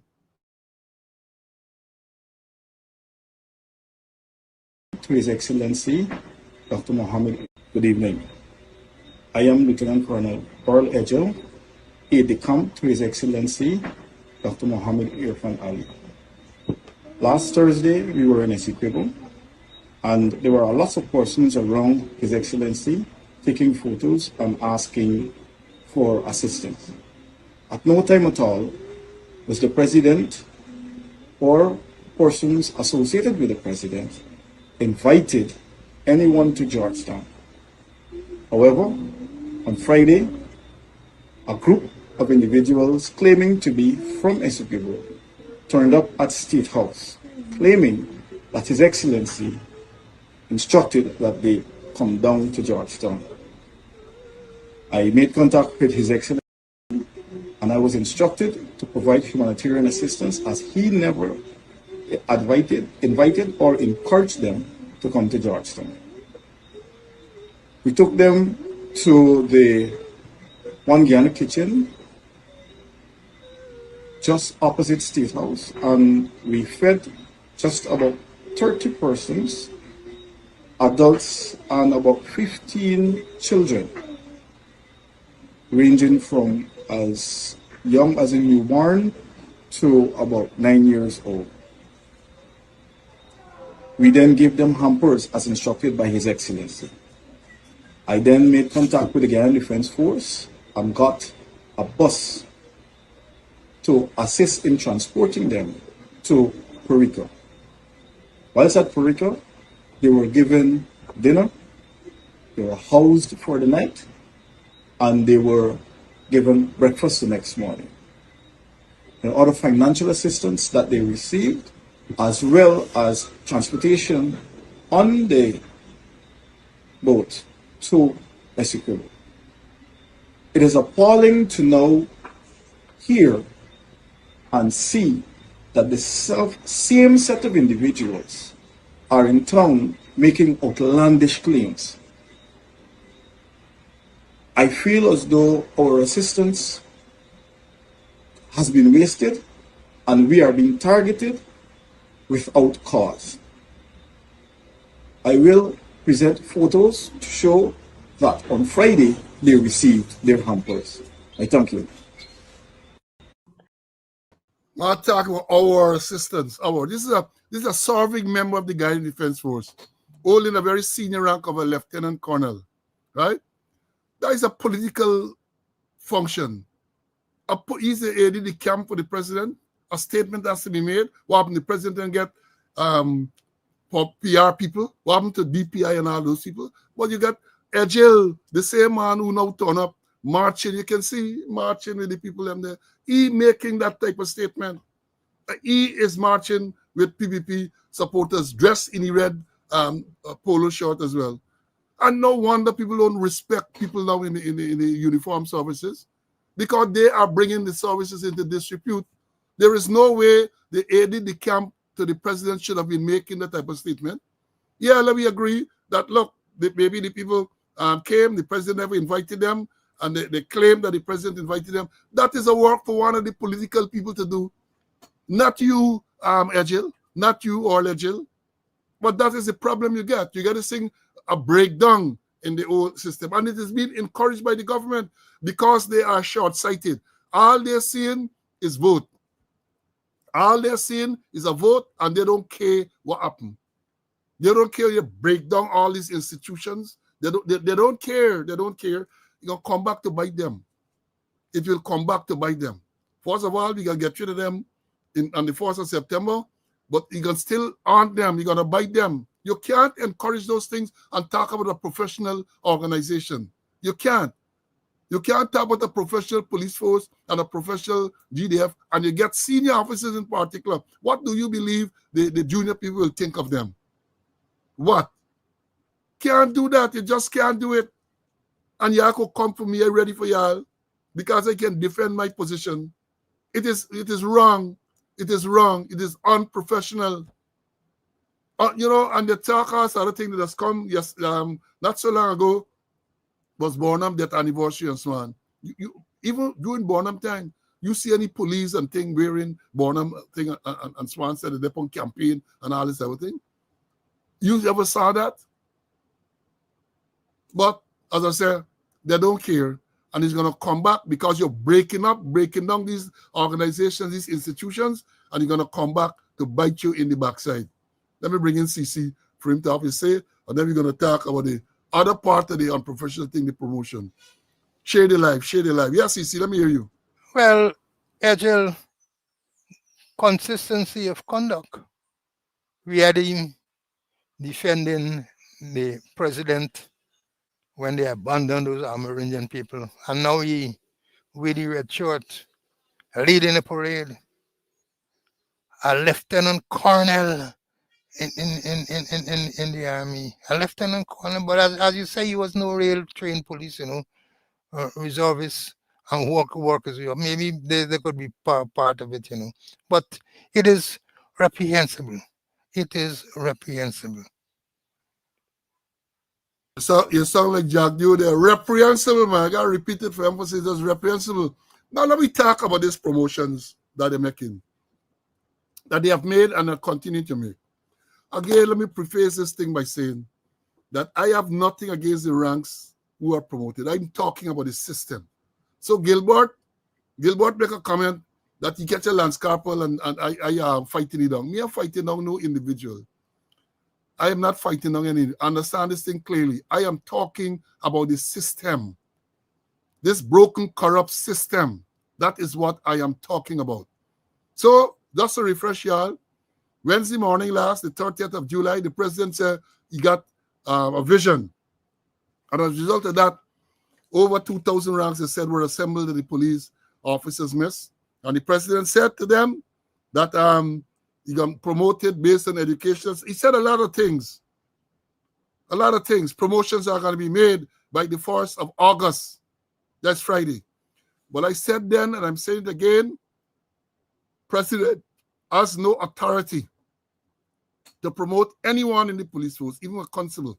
He has no such authority. The Constitution is clear as to who can promote ranks in the force. Constitution says Lance Corporal to Station Sergeant, right? The rank Station Sergeant, I tell you all, is a rank in the Police Act called Station Sergeant. Not a sergeant who is in charge of a station sergeant. That can be done by the Commissioner of Police. And there's a process, right? So it's not a willy-nilly thing. There's a process to ensure fairness. Then the Constitution says, Article 212, I think it is, promotion from inspector to assistant commissioner has to be done by the Police Service Commission. Police Service Commission. And somebody had asked the question earlier, including acting appointments in those ranks. Somebody is substantive or acting, it is the Police Service Commission. The president appoints deputy commissioners and a commissioner. And the Constitution says for him to do so, he has to have meaningful consultation with the leader of the opposition. He also has to have consultation with the chairman of the Police Service Commission, who will first have had consultation with the other members of the commission. That is what the Constitution says. And therefore, they bring out Big Smith to tell you that the president is the commander-in-chief and therefore suggesting, no, it is wrong. The Constitution is the supreme law. I want to hear, I've not heard Nosef on this, because he's staying quiet. Because he will know, or he ought to know, that what they're doing is wrong. President has no such authority. And then what I do? I come out here and in my wicked self, I say, they can hustle and do all sort of magic for make the thing look legal. So they put a kin of all people. They put a kin. I want to describe how we know who kin is. For right to those persons who were promoted, to tell them of their promotions. I'm talking here about the people, senior people get promoted, senior superintendent all the way to inspector. So what did Mr. Akin do? He wrote the senior ones. I got it here. You have to want to know how I get it. I get it. I get the whole order with all the promotions.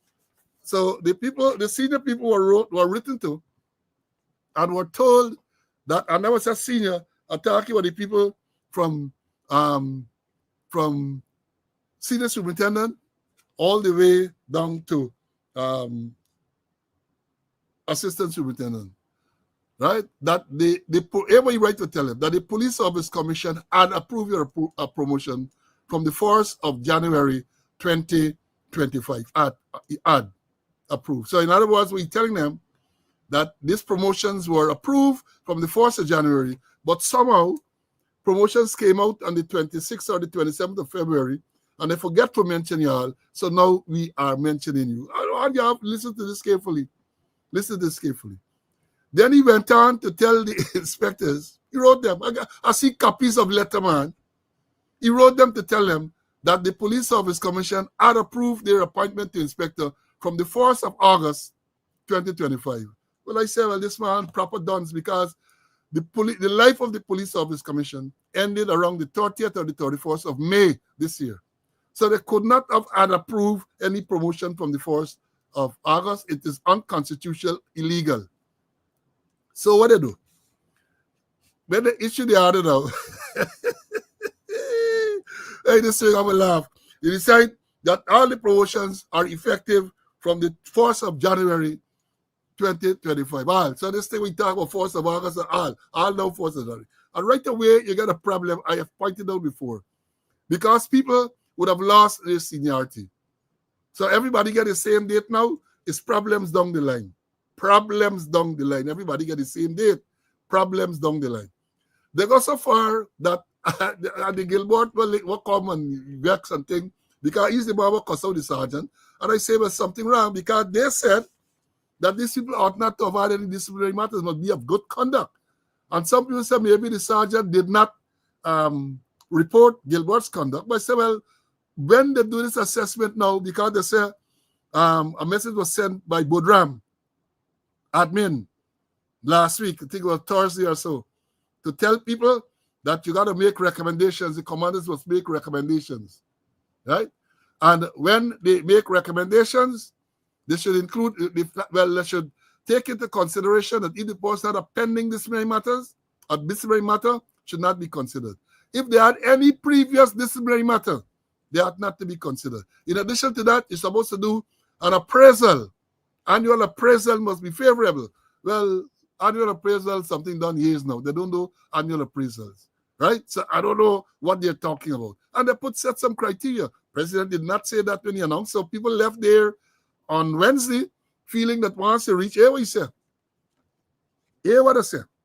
They say that if they say that ranks who have 5 to 7 years service with no disciplinary matter pending will be promoted to Lance Corporal within the highest level of the pay scale. They ain't got no pay scale. This is a con job. They ain't got no pay. They don't have brackets in no scale. They got a scale, yes, but they don't have any tiers within the scale, right? So that's what it says. 5 to 7 years. 8 years service will be promoted to corporal with the highest. 10 to 13 years promoted to sergeant. And then you said 13 to 15 years, sergeant in the highest bracket. And then ranks with 20 years will be promoted to inspector. That is what they say, right? Basically, that's what they say. Well, a lot of people were very buoyant and very happy, quite naturally. Then they get a shaft. They get a shaft. Some people complaining bitterly now because they meet the criteria in terms of years and they are being discriminated against. They ain't getting no promotion. Let me read one letter. Let me read one letter. This is somebody wrote, my mother deserves better. 19 years in the Guyana police force and still no real promotion. As a son, it pains me to speak out, but I can no longer stay silent while watching my mother, an honorable special constable in the Guyana police force, continue to be overlooked, ignored, and disrespected for nearly 19 years of selfless service. Come September 2025, my mother would have marked 19 years of loyal and dedicated service within the force. She has worn the uniform with pride, stood in the rain, walked through sickness, and sacrificed her personal time, rarely taking any annual leave, and hardly ever calling in sick. She shows up, no matter what. She has given her youth, her strength, and her life to the country through her work in law enforcement. But what did she receive in return? A meager promotion to Lance Corporal after 19 years. A meager promotion to Lance Corporal after almost 2 decades of service. Let me be clear. This is unacceptable, right? And then I don't want to, you get the gist of the thing. Let me say this before bringing CC. I have always made the point, and I'm making it here again for emphasis. Promotion should have nothing to do with length of service alone. And when I was in the force, when I was in the Police Service Commission, I ensured when we were there. Can't do with just service. Because people that are there 19 years, 20 years, and they don't know squat. Many of them are there, they don't know squat. So you can't talk about a professional organization where you are going to elevate people based only on the service. But they do that because they broke up the system. Because what happened in the past, a person may not be qualified to get promotion because they don't get the necessary quality to be elevated. They don't know the work, so they can't be elevated. But some of them will be given increment. So your pay increase. Your pay gonna increase, but you can't get ranked because, as I've said before, I'm saying it again, when you are promoting someone to rank, you have to assess, one, how well they're performing where they are, and perhaps even more important, if they are capable of performing at the level that you're going to be putting them. Peter principle might come into play. A man might be a good corporal, can't make it as a sergeant. A man might be a good sergeant, he can't make it as an inspector. Because you should have different functions, different roles. But no, this brilliant government that we have decide that you're going to get promotion. And they go on further to say, President says so, I saw the thing, that once you join the force, the lowest rank you're going to retire in is inspector. So it doesn't matter what an NFG you are, you're going to get the inspector. And I'm saying again, this is not about the ranks. This is about a system. And how can you promote professionalism with something like that? You're going to promote somebody all because they're there for a number of years. You got to ask the question, why are they there all those years and not being promoted? And let me understand clearly, many persons are victimized. The people are so vindictive. The system is so backward, is that they don't have proper objective assessment. So somebody not like you aren't getting promoted. Let me understand that. We recognize that. But a lot of the people, look in this instant case, they had promotions in February of this year. Tell me why 2,000 and something people were not, these 2,000 people, and Jack Diogue said another 800 yesterday, he said so.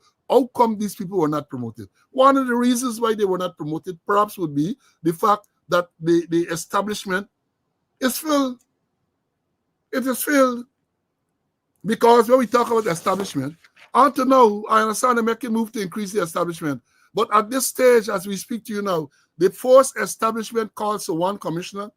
Well, it was 4, they increased it, I think, to 6 assistant commissioners, 6 deputy commissioners, 12 assistant commissioners, 17 senior superintendent, 39 superintendent, 25 deputy superintendent, 94 assistant superintendent, 14 cadet officers, 22 chief inspectors, 177 inspectors, and 381 sergeants. I bet in anybody now with this nonsense what they do, all the boss. All the boss. So there's no regard for the establishment. No regard for the establishment. Is, again, I say, is desperate, a desperate move to try to bite the police vote. Desperate, indecent move to try to buy police vote. But it is going to backfire. It is going to backfire because when you promote all them people, that promote 2,000 something people, you have situation now, people call and complain. Hear what they're saying. I was a corporal in charge of a particular area. I had lance corporals and constables under me. The lance corporals and constables who are under me now get promoted to sergeant, and I'm still a corporal. Still a corporal. I'm going to complain. I'm going to tell Mr. Skipper, then they worked 10 years. Never had any charge sheet or anything like that. Not promoted. Whatever Jack was saying, those who feel aggrieved can go to... What nonsense is that? What system you have? That if a man feel aggrieved, he must go to the thing and so on. And the police act say that you shouldn't do that. So they encourage you to break the law. That the police act say you can't petition for promotion. The police act says that. So maybe they didn't read the part. Let me bring in CC, man, because a battle lang. CC, let me hear you on this thing. I got so much more to say about this promotion thing. It can't done today. Go ahead. I agree with you. It can't done today. There are several issues. And let me repeat what you said, Paul. In terms of promotions, lance corporal, sergeants, it is the commissioner of police. It's in the constitution, the supreme law. And in terms of inspector or police assistant commissioner, it is the police service commission, and commissioner and deputy commissioner. Those are appointments. Those are not promotions, as we would say. Acting commissioner, acting deputy commissioner. That's the responsibility of the commissioner of police. But you can't just do it just so. after meaningful consultation with the leader of the opposition and consultation with the chairman of the Police Service Commission, who would have consulted other members. I was on the service commission and we went through that process. We went through that process to the letter. And the president can't shelter here. People saying talking nonsense. He can't shelter under the doctrine of necessity to say that it was a necessity that eating them. He can't do that. He cannot shelter under the doctrine of necessity because he got to make the police, so he got to put system in place to get the police service commission going. And he had a long time and he didn't do anything about it. You see? And the doctrine of necessity is an antiquated thing, a old thing that is used. I think they once used it in Nigeria. I think the one in Pakistan, I think in Grenada after they had the revolution or something like that. And it's the saying that which was wrong is now made right by necessity. You can't shelter under that. And if you're going to get promotions, you got to look at your establishment. Paul, you mentioned 177 inspector thereabout according to the establishment. I counting the promotions, the recent one, and I counted 208 persons get promoted to inspectors and a stop count. Because I expect when I get promotion, they give a serial number 1, 2, 3, 4, 5, 6 go along the line, but I ain't gonna serial number, or they use Roman numerals. But perhaps they know what's Roman numerals for 196 or 116, as the case may be. So they just put it on just like that. And even the way that they do the letters, a brown envelope, put Inspector James Smith, just calling the name. And then in the letter, dear sir, it ain't get no name. It ain't get no name. It ain't get no proper salutation. Just dear sir, the commissioner had approved your promotion. So you know who this letter is addressed to, apart from what is written on the envelope outside. Dear sir, you know who's this sir? You know, the thing is so ridiculous. So ridiculous, and the whole process, the whole policy dealing with promotion has gone through the window.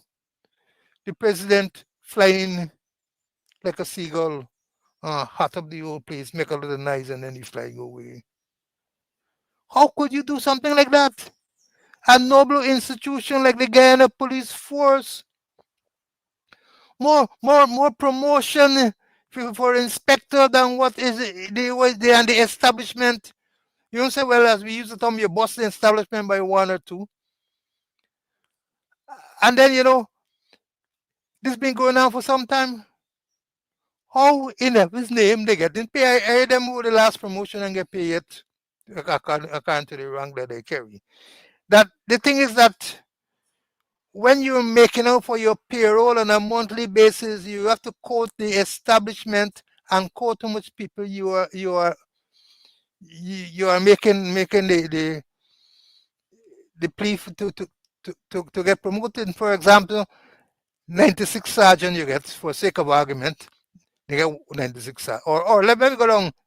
This month going to be 177 sergeant inspectors, and now you're going for over 300 and something inspectors. There's no checks and balances. Ministry of Home Affairs and picking up.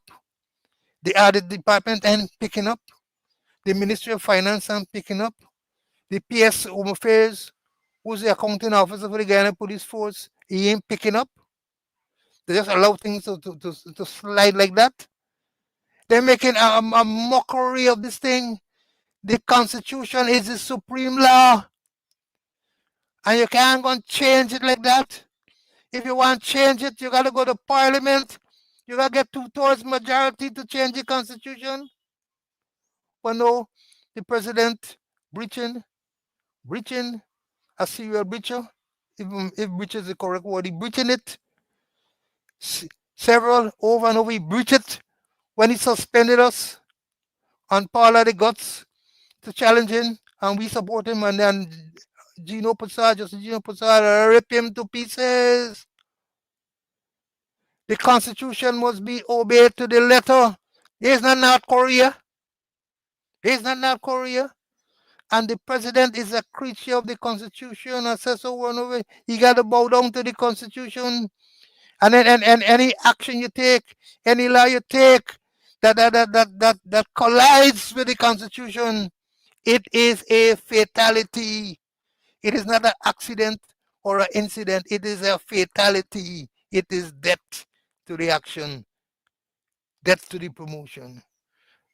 And let me close out by saying, before they say one-sided, is that I love when people get promoted, especially people who deserve it. But what they do now, they're resurrected. Well, like they get a man who says is a man of God, who was the chairman of the Police Service Commission. So what they did, they resurrected Dr. Peter. And Dr. Peter talked about promoting incompetence. And when you're incompetent and you try your incompetent best, you are still incompetent. All right. Let me make this point. I'm glad you mentioned about you love to see people get promotion. I'm the same. Same, because and people not forget them trolls and all that type of thing. I fight for my ranks to make sure they get promotion once it was deserved. I fought for not only people under me, but people in the force that I know work. I used to stand up and represent them. I had that reputation. People will tell you. And you know why? Because when I joined the force in 1974, on the 1st of March 1974, when I finished my initial training, I was transferred to the Tactical Service Unit on the 1st of September 1994. 6 straight months in training school, we went out there. I became a drill instructor shortly after. Within 2-3 weeks, I was a drill instructor. Outstanding drill instructor. Right? And so I was very young. Just past 19 and them thing, very young. And what happened? In those days at the TSU, they used to have a course that they call Carter course. That is the name of it, where people want to be promoted. They want to promote you to corporal because they hadn't lance corporal then. They put you on this course, drill and musketry and all those type of things, riot drills and so on. And those who passed, those who were outstanding will be promoted. I, as a young policeman, with less than a year's service, was put on that course. I would never forget it. Course to start the Monday morning. I came in, I used to live in the country then. Early, you come in Sunday night, and you clean up all your stuff and so on, you're ready to go. And the course fell in. And I called the person name, senior officer came to inspect the course. First inspection. And the man said 9248 Albert, 9549 Nisha. I went by my mother's maiden name then. One step forward, come out. You're all too young to be on the course. So I was taken off the course, even though people will tell you I was the most outstanding drill instructor they had. Most outstanding. And you know what happened then too? When the time came for that course to be examined, I was selected as one of the examiners. I wasn't good enough to go on the course, but because a lot of old police went on the course, me and Albert, young men on the thing, they took us out. And around the same time, they had militia and national service. I decided, because they used to do militia, used to train Sophia, TSU Square, the South Rivelle, and those places. We used to train civilian. That was the days of Bornham. Train them to make sure if Venezuela come, people know what to do. And the militia had just started. I was a constable in Sophia with a sergeant named Dow. Boy used to run the show. And I approached the person in charge of militia, Colonel Martindale, the commandant. And I told him that I wanted to go into the militia. He said, look, the government made an order, no secondment. No secondment. I said, well, no problem. I can resign from the force and joined the militia. And I went into the TSU the night, and I wrote my statement to leave the force to join the militia. In those days, when you wrote to leave, you ought to be interviewed by the officer in charge. The officer in charge there was Joe Sam, in charge of TSU. So I told him that I was honest. I said, I did getting used. I'm the drill instructor. Everybody tell me how good I am. But yes, still I can't catch a two-stripe. And militia, I can go there. And I showed that within a short period of time, I get three-stripe and even more than that. And then I was paraded before the commissioner, Henry Fraser. And Henry Fraser said to me, oh, he asked me all what service. I told him the service. He said, imagine that. Just them little bit service and you're rowing for stripe. And we had a conversation. And then he told me, the commissioner told me, he said, look, I'm the commissioner. And if I tell you not to leave, don't leave. If I tell you not to leave, don't leave. Because he said, I hear the thief in the yard and all and everything. Albert wrote with me too. And was me, 92, 48, 86, 30, Wilson, who left and he came back as 13, 4, 11. Right, Wilson? We left and then we were the instructors. And shortly after, we got promoted to corporal. In October of 1976, I get corporal. And then shortly after, I was selected among others to go to GDF to do a drill course. Authorized is a course that you have to be senior NCO, sergeant and above, sergeant, warrant officer, to go on. I was authorized along with others to wear three stripe to go on the course. I went on the course, that was 1977, and I excelled. Right? I excelled on the course, and they robbed me. They gave me runner-up to a warrant officer named Light. And the night, when they had a little reception, Light Barker was carrying on the function of commissioner, and Violet Mingo was affairs minister. Because when they made the announcement on the GDF square, the soldiers booed. When they made the announcement that slow is the runner-up, soldiers booed. So they had the conversation, they had the conversation in the senior NCO's club, and then Colonel Pilgrim turned to them and said, I know we can't get a police come and embarrass me to this point where you give things. And then they said, all right, we can take care of that. And I was then shortly after the June month, 1977, promoted a sergeant. I had not reached my 21st board days yet, promoted a sergeant. So I understand when people decide that you're too young, or look, me your next example. I led the Guyana contingent to the United Nations to Namibia 1989-1990. When we came back in 1990, right, the commissioner, Lovis, had taken over shortly after. Guaranteed, because I came back with excellent report, promotion. Stella Odiali, who was the Minister of Home Affairs, I went to visit the Century there, and she got to know who I was, complimented me on this report that I got, promised promotion. We had an activity at the in Sergeant Mess, where President Ait was, and the President Ait asked the commissioner for the promotion. The commissioner said, well, look, just wait in the commission. President Ait asked the commissioner. The commissioner said it was recommended to the Service Commission. Not at President Ait telling me that I must get promoted. And when the time came at the end of the year, I was not promoted. I was the ASP, I was not promoted. I was so dejected, I decided I'm going to leave. And then a member of the Service Commission called me and talked to me, and I knew why I wasn't promoted. And then that was 91. I get February 91, I get deputy superintendent. And then February 92, I got superintendent. I say that to say that, yeah, you can do good, and people are going to bypass it for whatever reason. I say that too to make the point, because the president talk about we are waiting until December for promotion. There's nothing saying that promotions have to be made in December. Back in the day, you got promotions coming out in February for Mashramani, 4th anniversary in even when we were in training school, 4th anniversary, big promotion, right? And then at the end of the year. So we got to understand. So I understand, yeah, but this thing what I tell you about just service is not going to work. And let me close by saying this. I'll bring him Mr. Cabot to give his closing, but let me tell you how this. They're dancing. So they want to say is the Police Service Commission made the promotion before the life of the commission ended, right? Before the life of the commission ended. Even though people get letters, I guess they got hustle and call back them letters, that the promotion is effective from the 1st of August 2021. Illegal, totally illegal. But then here the kicker, Ikin, how you can get Ikin for write things and so on? Or somebody wrote it and he signed. He can't write what is there. Message of congratulations, Commissioner of Police, Mr. Clifton Ikin. To the newly promoted ranks, I extend congratulations to you. This achievement is a direct result of your hard work, discipline, and consistent professionalism during your service in the Guyana Police Force. Hear this part. These promotions were carried out under the directive of His Excellency Dr. Mohammed Irfan Ali, President of the Cooperative Republic of Guyana, who is the Commander-in-Chief of the Armed Forces, following strictly defined and transparent criteria for promotion.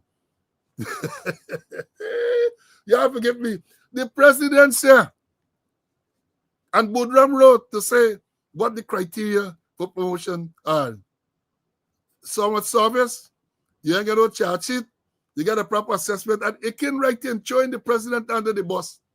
We can write for say, these promotions were carried out under the directive of His Excellency Dr. Mohammed Irfan Ali, President of the Cooperative Republic of Guyana, who is the Commander-in-Chief of the Armed Forces, following strictly defined, transparent criteria for promotion. I can read the rest later. Oh, Deborah, Ubi, you think they're easy? When you're done, you're done. Let me understand when you're done, you're done. So they are trying to say that these promotions were made before the life of the commission expired.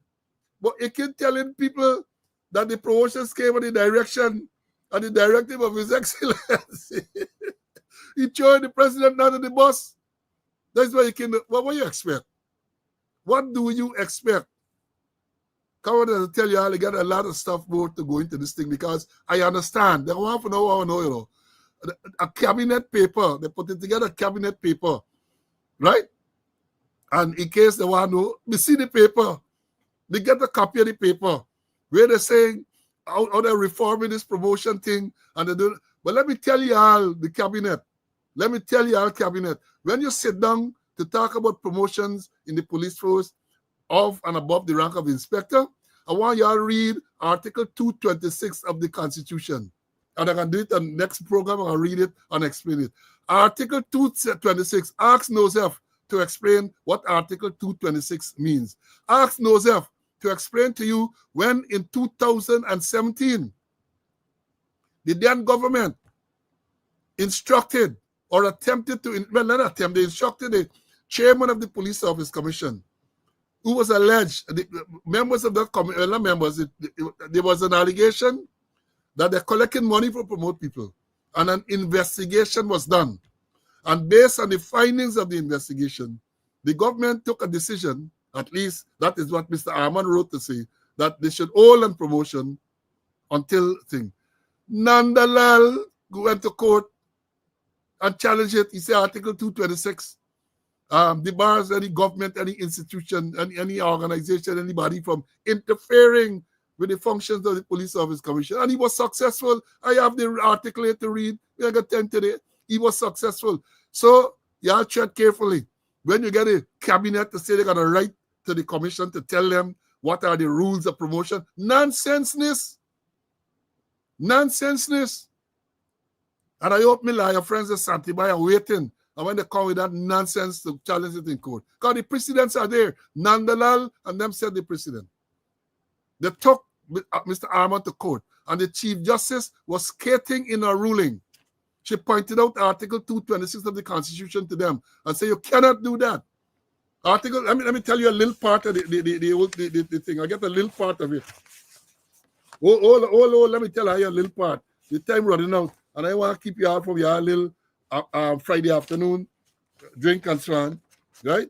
I want to keep you all away from that, right? I got a little part of Article 226 here. That's a little part. Where is it? Where is it? Oh, Lord, when you want these things, I got so much paper in front of me that I can't. All right, here it is. Here it is. Here it is.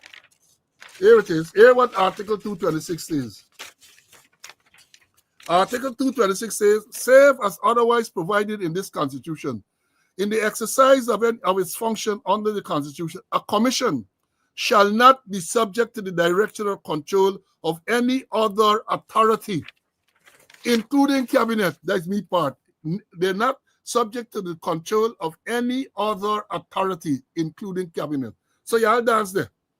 Y'all dance. Hope you say dance a bottom, look at top. Dance a bottom, countryman tag. Dance a bottom, look at top. Cece, let me bring you in for your closing, my brother, and then we're gonna give you your therapy, and then we're gonna move. Your closing, Cece. All right. Just, to say that even if for sake of argument, they said that the term didn't expire, although we know it expired. There's no ifs or buts there. The Service Commission was not fully constituted. They had 4 persons when they should get 5.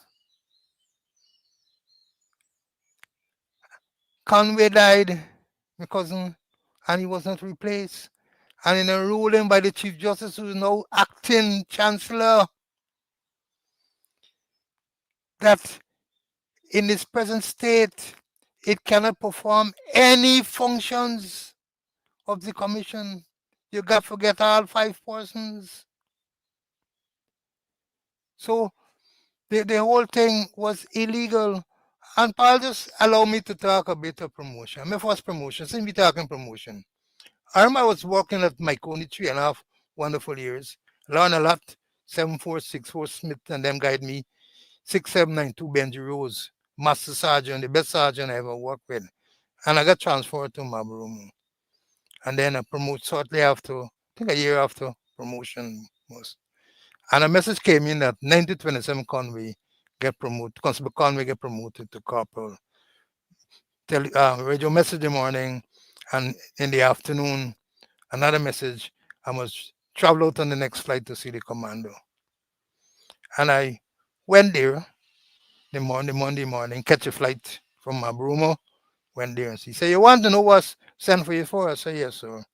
He said, "Well, I promote you, and I know what you look like." And he talked about went to the promotion. And this is that promotion board, not that somebody think a promotion board. Headed by the deputy commissioner, admin was heading that junior promotion board. And when they done dig out and scratch out something there, they had wanted 5 more persons to be made from constable to corporal. By then, had a deputy commissioner named Crandon. He was at operation, and he said, "Let me see the list of the persons who passed the promotion exam, weren't recommended, and have a very clear record, no charge sheet." And when he picked up the list, he said, "Yes, I got good by name Conway. A good by name Conway. He used to work with me in the East Coast, and he's somewhere in Maduro."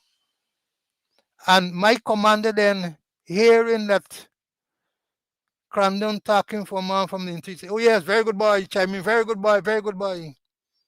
He said, "I promote you. Boy, I know what you look like. But it's Crandon who talk for you, and he's talk for Bushman. I come in there." And there and then, I made a pledge to myself. I said, 1, I got to be Commando ENF, and I subsequently become Commando EF.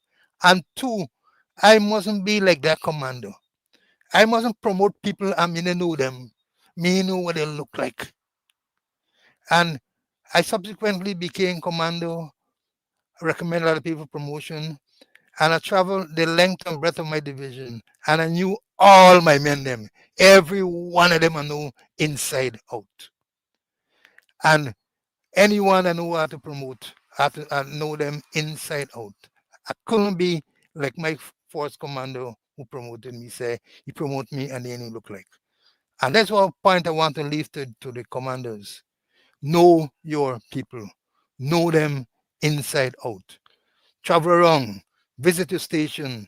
Go and check place. Since Henry Green come off the shelf, not one commander, not one commissioner held any notified inspection.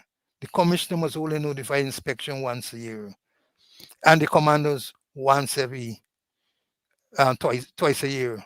And I'm certain I heard any one of the commanders there. Not one of them ever what we call notified inspection. Go around, reach your people, talk to them, do things that they could be inspired, do things that they could be motivated. Know your men inside out. That when time for promotion comes, you could talk with all certainty. Yes, very good boy. No discipline matter pending, as the case may be. Yes, my brother. Yes, thank you very much. But let me tell you this too. I had a similar position that when I was in charge of the TSU, I took over the TSU as a deputy superintendent somewhere in 91 or somewhere then, right? And every single rank, I knew their name, I knew their number. So some of the numbers here I calling in and so on, every single one of them I knew, every single one. I knew where they were stationed because TSU had people attached to different places. I knew every single one of them, every single one, right? So let me understand that. Now, I ain't gonna deprive you all of your therapy, but I'll give you a little longer version. With our access to cash secured, we moved forward with the deal. As a final step, Sue took our colleague, Mr. Chan, next door to meet the Vice President himself. Thank you so much for seeing me. Yeah, please have a seat. Jagdo avoided talking specifics, but told us how close he is to Sue. Do you understand our deal in detail? I'm not getting involved in business. You will get the support. Sue is my friend. He gets all the support. We have to be clear about all the agreements. Sue deals with all the agreements. I don't. I understand. The thing is that my thing is that I'm in government. I understand. So I assist from government side. I know. That's it. Sue interjected, telling Mr. Chan this wasn't the place to talk about the bribe. 因為佢由都係啦，即係我要知道，即係啲錢係入咗佢嗰度先得㗎。如果唔係 ，Okay, thank you so much for giving me time. I hope I can see you again. Yes, thank definitely. you. 佢隻手永遠係好乾淨，唔好話呢啲。 Sit there and fabricate that. Unless you say who the person is, I can't comment on anonymous people. Okay, well, let's talk about specific individuals. What is your relationship with Mr. Su Jurong? Sue. Oh, Sue. My relationship? Nothing. He's a tenant in my place, yeah. And he's a good friend of yours? Yes, he is a friend of ours. He claims He's a friend of ours, not me alone. Alawi, friend of Alawi. But the man said that is you taking the 500,000. And you know, I didn't get to play it today, but I'm going to play it. This lady, Isabella Young, just won an award for that interview. The best they ever done. Look, that thing was a masterclass. How she set up Jagdio. Set you up nice. You see the whole interview. You must look at it on YouTube and them places. Look at it. She set you up nice, relax him. Oh, people, why do people call? They want to make money. And if you hear him, man, he go in there. And then she clap the Sue wrong thing and he there. Hear you, Sue? Ooh, Sue? Let me play him back again, man. Play him back. Sit there and fabricate that. Unless you say who the person is, I can't comment on anonymous people. Okay, well, let's talk about specific individuals. What is your relationship with Mr. Su Jurong? Sue. Oh, Sue. My relationship? Nothing. He's a tenant in my place, yeah. And he's a good friend of yours? Yes, he is a friend of ours. He claims Yeah, Amadu just come out up on a Thursday and fluently cuss people when they ask him when the name Sue come up. You could see all them rollers in the brain turning over and reversing and doing all sort of thing them now. And I said it before, I'm saying it again. I am sure the behavioral scientists and all of them in the FBI and other places would have analyzed that. I am no analyst, but I believe based on what I've saw, but what I've seen, I have come to a certain conclusion. Right? I have come to that. Folks, we have had a long afternoon. I indulge you, or we indulge each other longer than is usual. Enjoy your weekend. Again, you have to be safe. We have, as I said, coming to this promotion team, we get enough more to talk about, a lot more to speak about. And we're going to, again, let me say this to the ranks. People like Gilbert and them. Gilbert say, you get a little carpal. Like, no, Gilbert. No, I'm coming after you. I am coming after you. I am coming after no individual. I'm talking about a system, which, if you talk about the same system, in the same promotion that they announced, the same promotion, check it. A man is there who only recently, about 2 weeks ago, a damning allegation of rape against him. Well, no, understand, damning allegation against him of rape, where he raped his daughter friend. That is the allegation. The man got promoted. And that is what we're talking about, the system. We're talking about the system. They're telling you, no disciplinary matter, no other matter. All right? Allegation, a current allegation is there. And wait, they don't monitor these things. They don't check these things to see what's going on. Man got promoted. And that is what we're talking about, Gilbert, not you. You are a small fry in this thing. You understand? So I don't even know what you look like or you. I know, based on what we saw there, I know your conduct is unbecoming, at least on that occasion. And I say in me days, there's no way that would have been allowed. You might have been get some how much days pay or whatever it was, or might even have lost the job if you had consistent bad conduct, if that was not your first run-in. So it's not you. It is about a system that allows. And that is why a lot of people are complaining bitterly. Right now, they're complaining bitterly because they came, they made a promise, they make the up on TV and praise the president and so on, and they have reneged on the promise. And I told you all this was going to happen. It's a con job. I told you all you're getting con. C-O-N, you're getting con. Right? Because these people are good at conning people. They want vote, they're desperate. They are desperate. But if you're so desperate, go to the US and campaign, man. Y'all ain't taking a chance. Folks, Friday afternoon, enjoy your weekend. Be safe, as I always say. Be safe, and God's willing, we're going to come again Monday morning at 11 o'clock. We're going to come Monday morning at 11 o'clock for another episode of Speaking Out, Exposing Corruption and Incompetence. Until then, stay well. Bye.